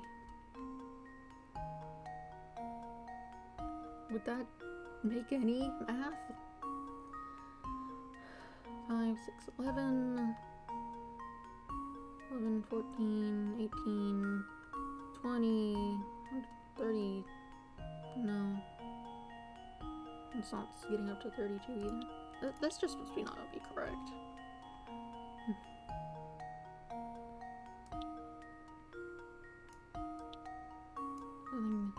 Doesn't seem like anything else splits in half so evenly either.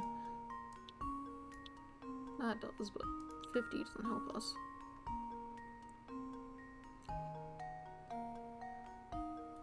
Okay, 32. Make this thing into 32. 12. 21.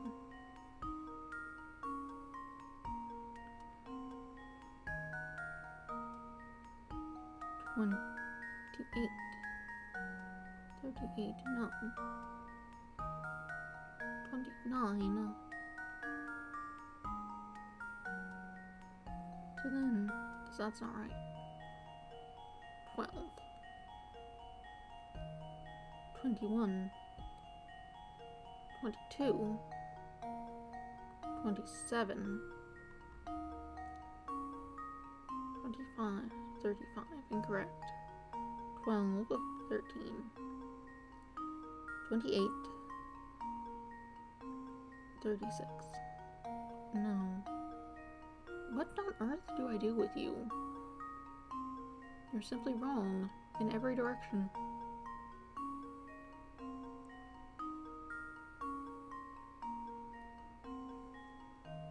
What if I look at other things? Maybe that'll help.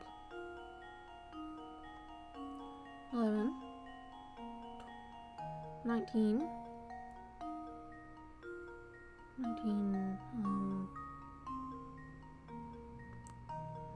24. 25. 27. 31. Take that off to 30. 33, no. 11. 13.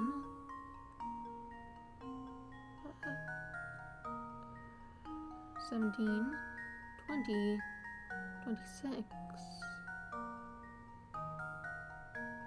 20, 28, no. I'm going to go insane. What if we just do use one of these? I don't want to be here forever. You'll have a tough time if you just dive straight into adding up different strings of gems. There's an order you need to proceed in. Why don't you start by adding up the total value of the necklace? I did that. I split it in 3. I got 32. Did I do it wrong? Both times?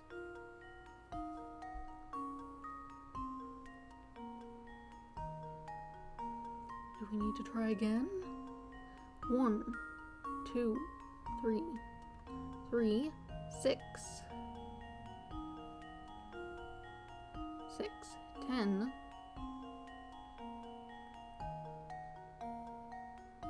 10, 15, 21, 28, 36,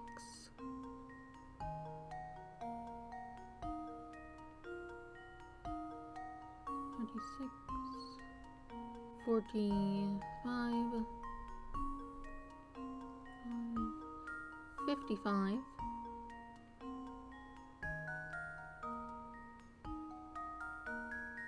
66,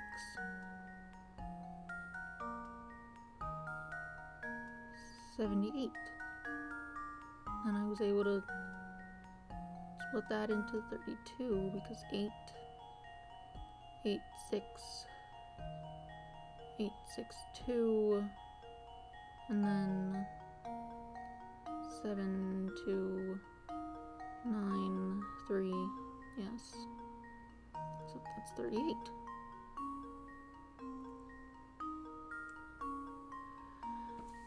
So, okay, so that's, no, that's 30, that's 32. Anyway, I have it right.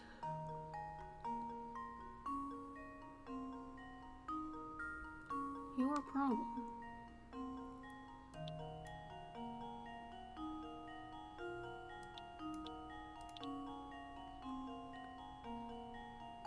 $12, $13, $28,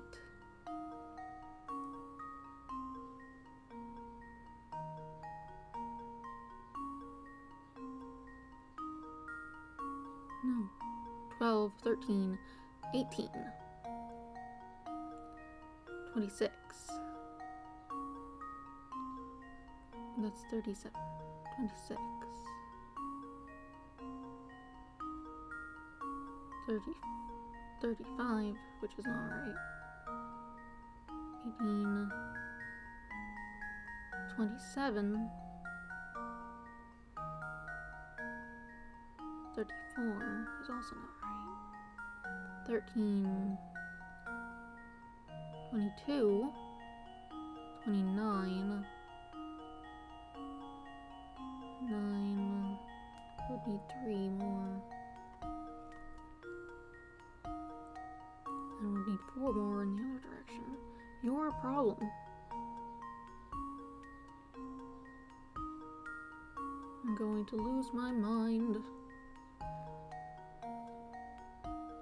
Like I said, Professor Layton, not good for this.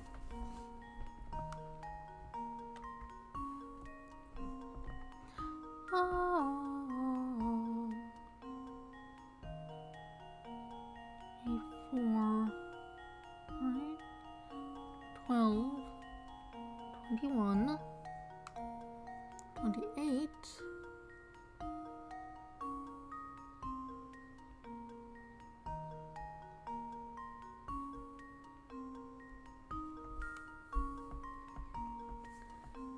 4.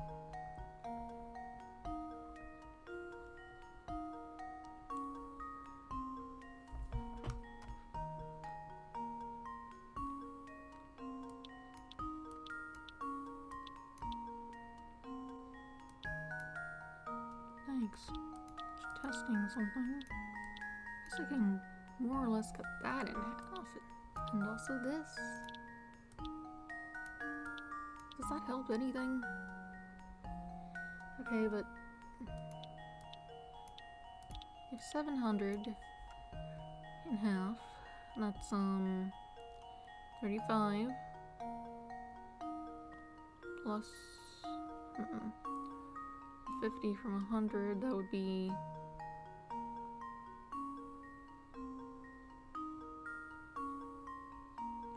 so 3.5, then that'd just be 4 plus 12, 20, 20 what? 21. That'd just be 25. No. Still, if I wanted to do that.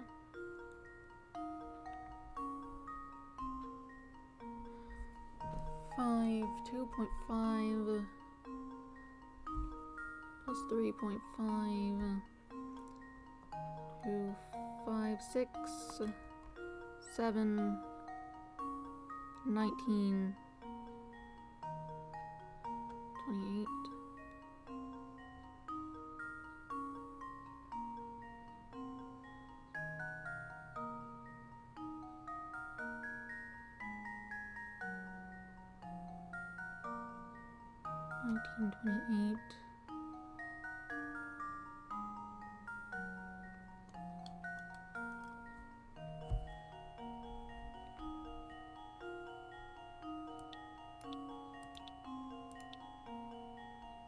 I should break you in half. Fortunately, you're not exactly even.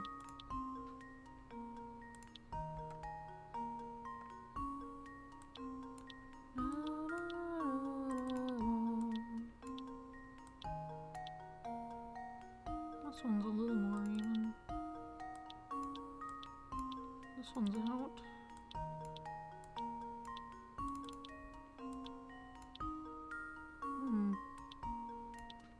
That could do. If I were splitting it like this, I don't think that would add up, would it? 11, 5.5 plus 2.5, 5, 2, 7, 5, 8, 8, 8, 16, that's not helpful.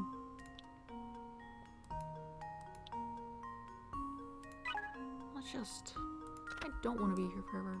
If you added the totals correctly, you should have got 7,800.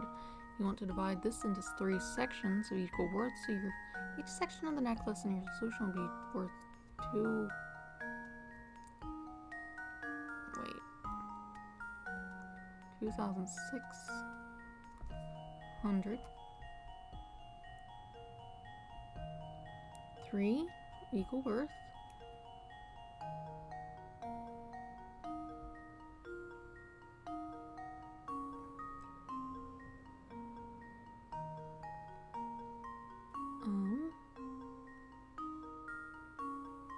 But if you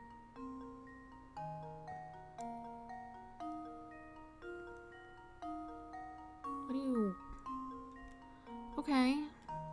Clearly I've done something wrong. I have no idea what. How did that happen?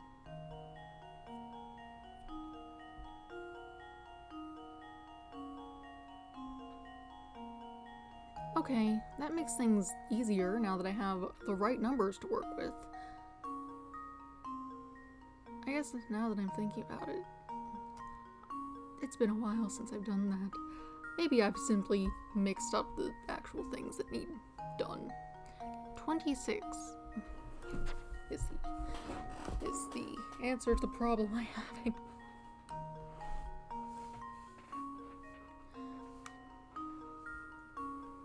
$12, 21, 26. That does make math significantly easier when I have the right numbers. I suppose if I had thought about it, that would have added up to more. wouldn't it?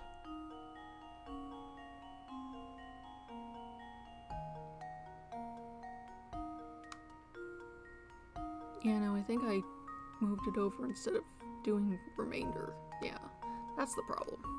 I was thinking of, like, multiplication or addition or literally anything else. 7, 17,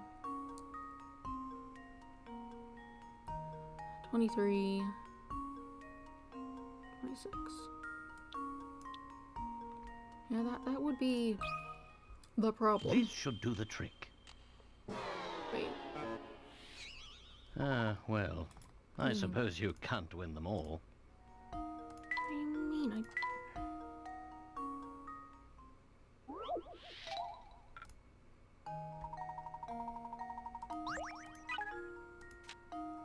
26.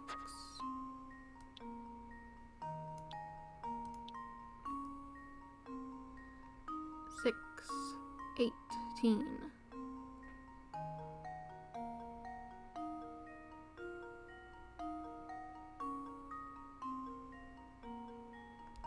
12. 21. Oh no. I see. 12. 13. 18.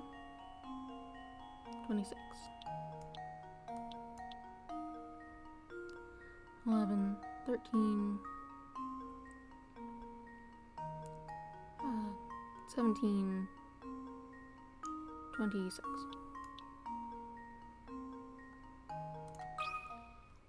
This should do the trick. That alright, spaced out. A true gentleman leaves no puzzle unsolved. I'm not going to play more of these games on stream. I'll finish this one, and then I will play them myself.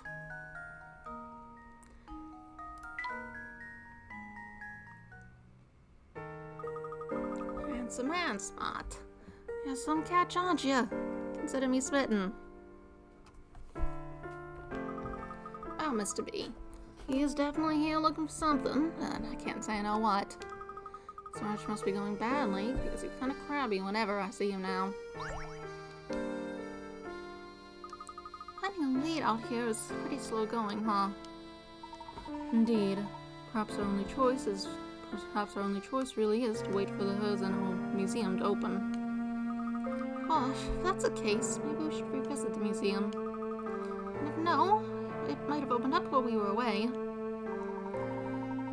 Alright, you've got a point. I hope this place proves more useful to us this time than it did last.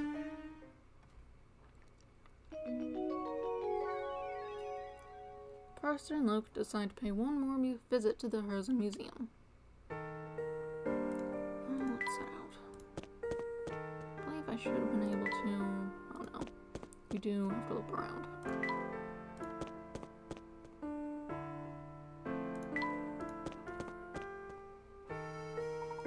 Look at that. The gate appears to be open now. Now we can finally go inside.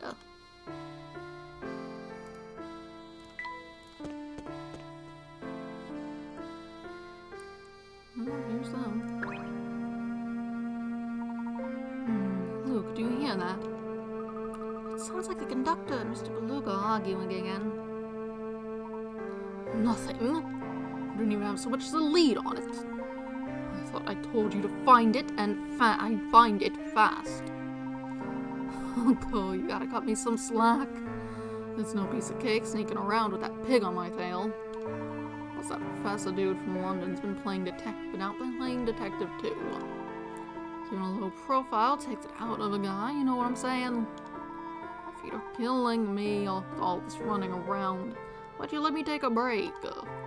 Besides, if I get caught sneaking around like this, always were a layabout, Samuel.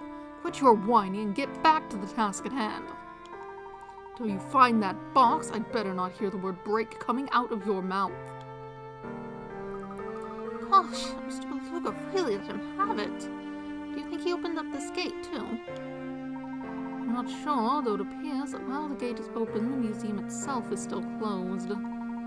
But let's put this discussion aside for a moment. Tell me, look, do you recognize the symbol at our feet? Oh. The stone has been worn down over the years, but the design is one I've seen before. Sure, it looks like the symbol on the book we found lying out on the street. That it does, but I'm certain I've seen something like this in another location too. Where was it? Ah, yes, now I've got it. What is it, Professor? We must locate Inspector Chelmy at once. I need to see that photo he acquired from the crime scene. But this town is so big. How are we going to track him down? Well, it's quite late now. He might have returned to the hotel for the night. What do you think? You're probably right. Quick, let's head back to the hotel. Professor Luke decided to return to the hotel. Well, let's get going. Well, actually, hold on. I didn't look around at all.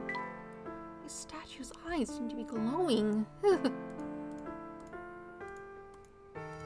fancy fountain. Same thing. I can move forward. Hello there. Howdy, the name's Gregorio. I'd sooner run around in a chicken suit than go a day without chess. Wanna get on my good side and hear what I have to say? Fine. First, a little chess. Well, this should be interesting. What noise? Knight's Tour 1. Lead the knight on trip around the board below. Chess knights move 2 squares forward and 1 square perpendicular on each turn. The initial direction can be up, down, left, or right. Move this knight around the entire board, landing on each square only once.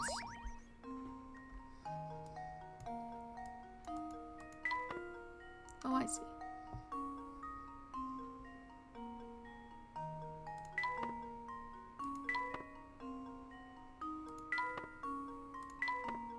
Oops.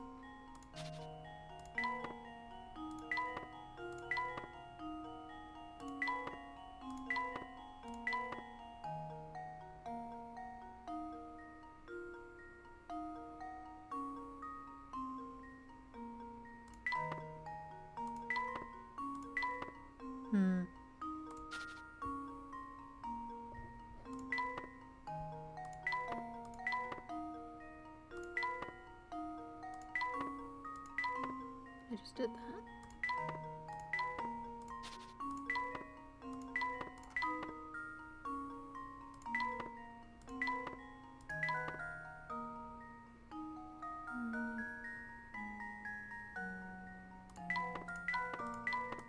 There we go. This should do the trick. And there we have it. Well done. The Knight's Tour is a classic puzzle that's well known in many countries.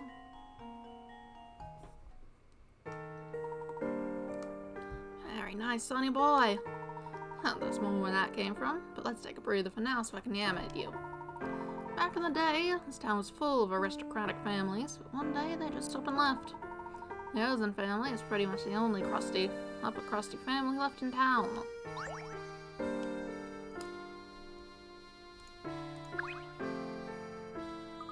Yep, the museum doors are shut tight, alright.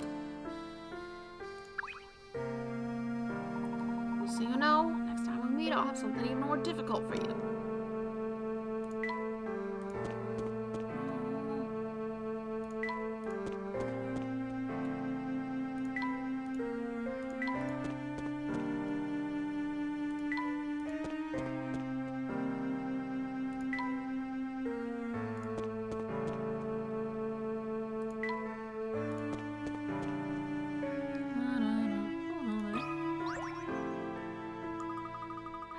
What's with the long face?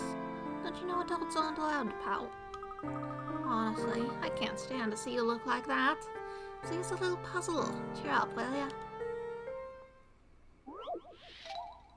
How old am I? Hi there, yeah. Hi there. Yeah, I know I'm all cute and stuff, but I'm also really good at puzzles. What's that? You want to know my age? Well, okay. The difference between Mama's age and Papa's age is the same as my age. Oh, and my big sister is twice my age. which happens to be 1/3 my mom's age. And one more thing, in 5 years I'll be my sister's age. Okay, enough hints. How old am I?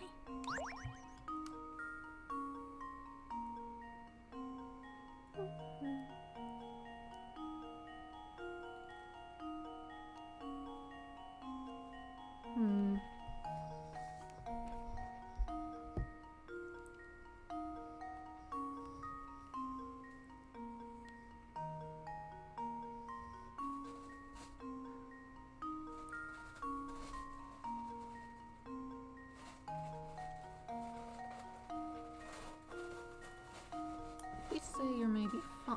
How do things work out? You're twice. And that means maybe 10. And if that's 1/3, then make you 30. And then if there's a 5-year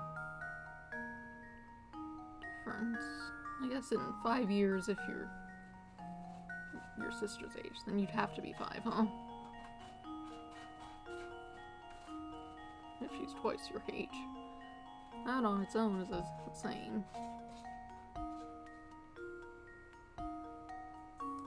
That on its own is enough, I suppose. I messed that up bad. No.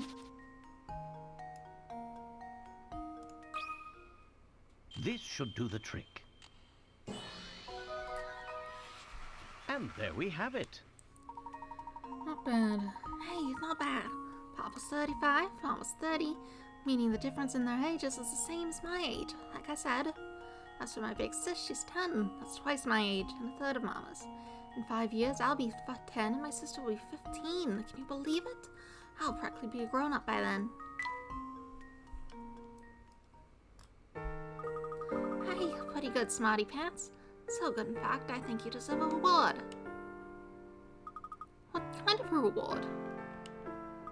The best kind of story. Okay, then here goes. See, a long time ago, there was another family in town as rich as the Hudsons. But one of the younger daughters got her heart broken by some boy and decided to leave town. It could just be a story somebody made up. If it's true, that boy must have been a total creep.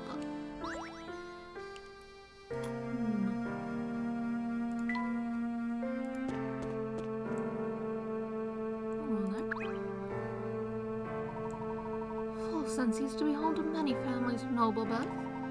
And a cousin discovered a vast gold deposit on the outskirts of town, which changed everything. Fulson's developed rapidly, but the word of the gold brought in all sorts of unsavory types. It's such a shame. It seems to be such an enchanting town.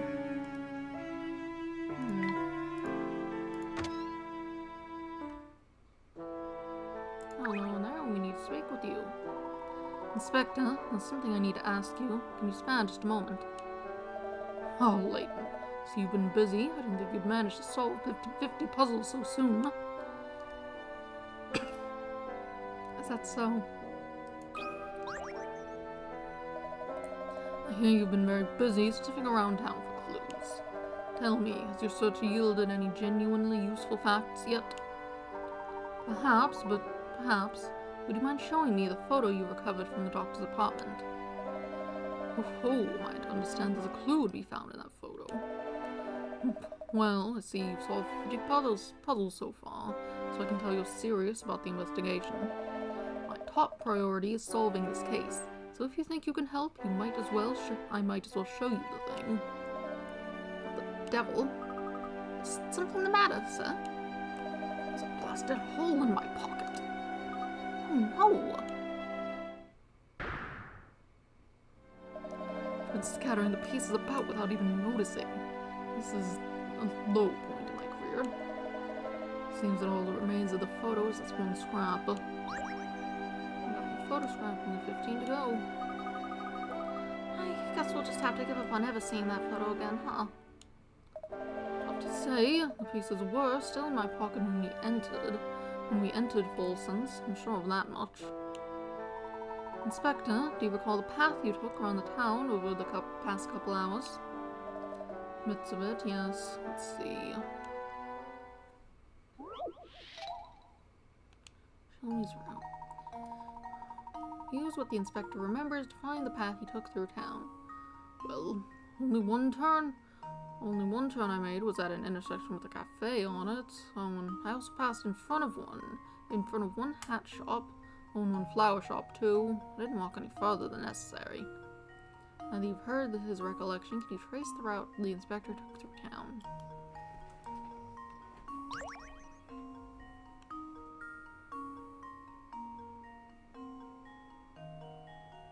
Only passed one flower shop and one hat shop. Put one turn at a cafe.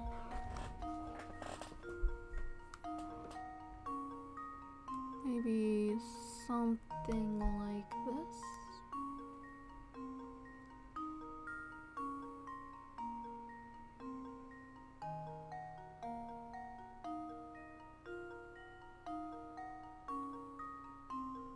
Actually, hold on. That's not right.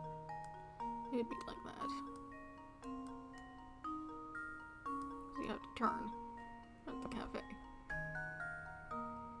Pass in front, nothing else. Perfect.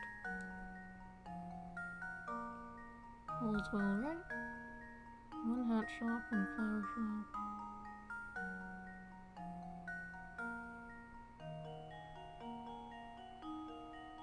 Oh, but there's a second cafe. Okay, so that means you did use this one. That's fine.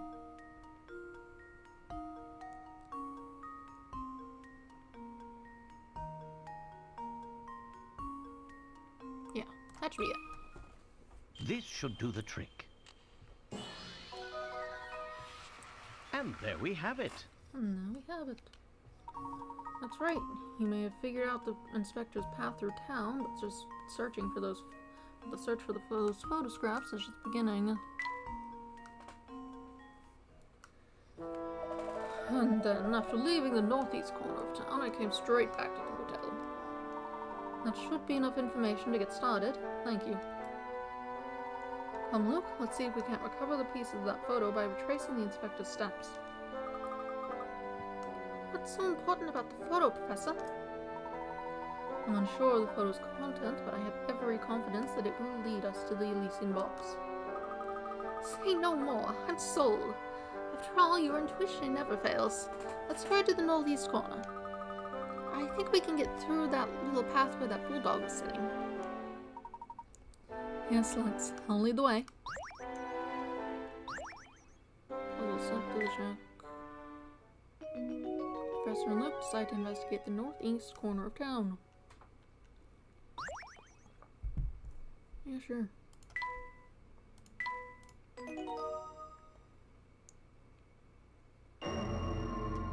Shadows on the street corner. I suppose if the chapter just started and it's about 11, might be a good idea to stop? Maybe? Nothing's happening. I just feel like nothing... There are good places to stop, because there aren't bad places to stop. This thing's just very... the same. Like, it doesn't have a lot of variation in action. You're wandering about. You're just kind of wandering around a lot. Yeah, that's probably a good place to stop, though. Oh, yeah. Let's see the hamster. Well, what have we got for you? Light bulb. When the hamster makes contact with this tiny light bulb, it flashes, causing your hamster friend to dash in the direction he's facing until he runs into something.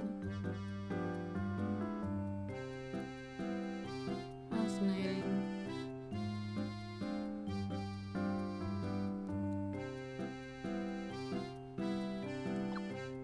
The hamster isn't interested in these blocks, but they are useful for blocking his path and line of sight. Position them accordingly for maximum effectiveness.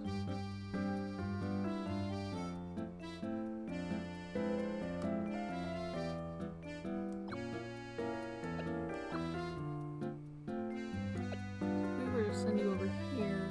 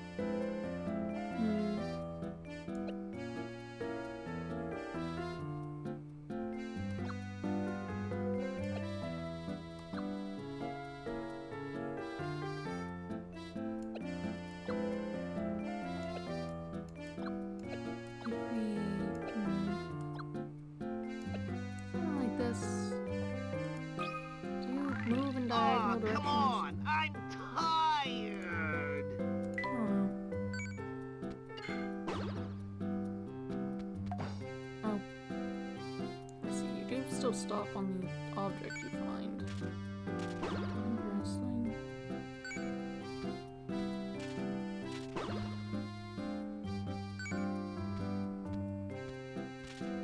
I do move in diagonal directions.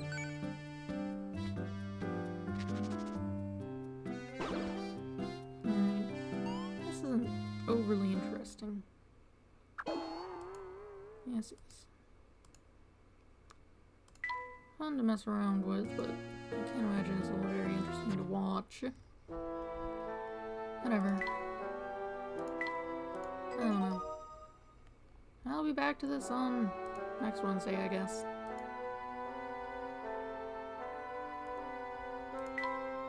Yes. Next Wednesday I shall return, and this on Friday I'll be getting back to Apollo Justice Ace Attorney. Ace Attorney is much better for streaming. I probably won't play Professor Layton games on stream after this. I'll just do it in my own time, and then when it gets to the one crossover with Ace Attorney, I'll play that on stream, but this doesn't seem to be working. I'll finish this game, because I don't want to leave it unfinished. That wouldn't be good. But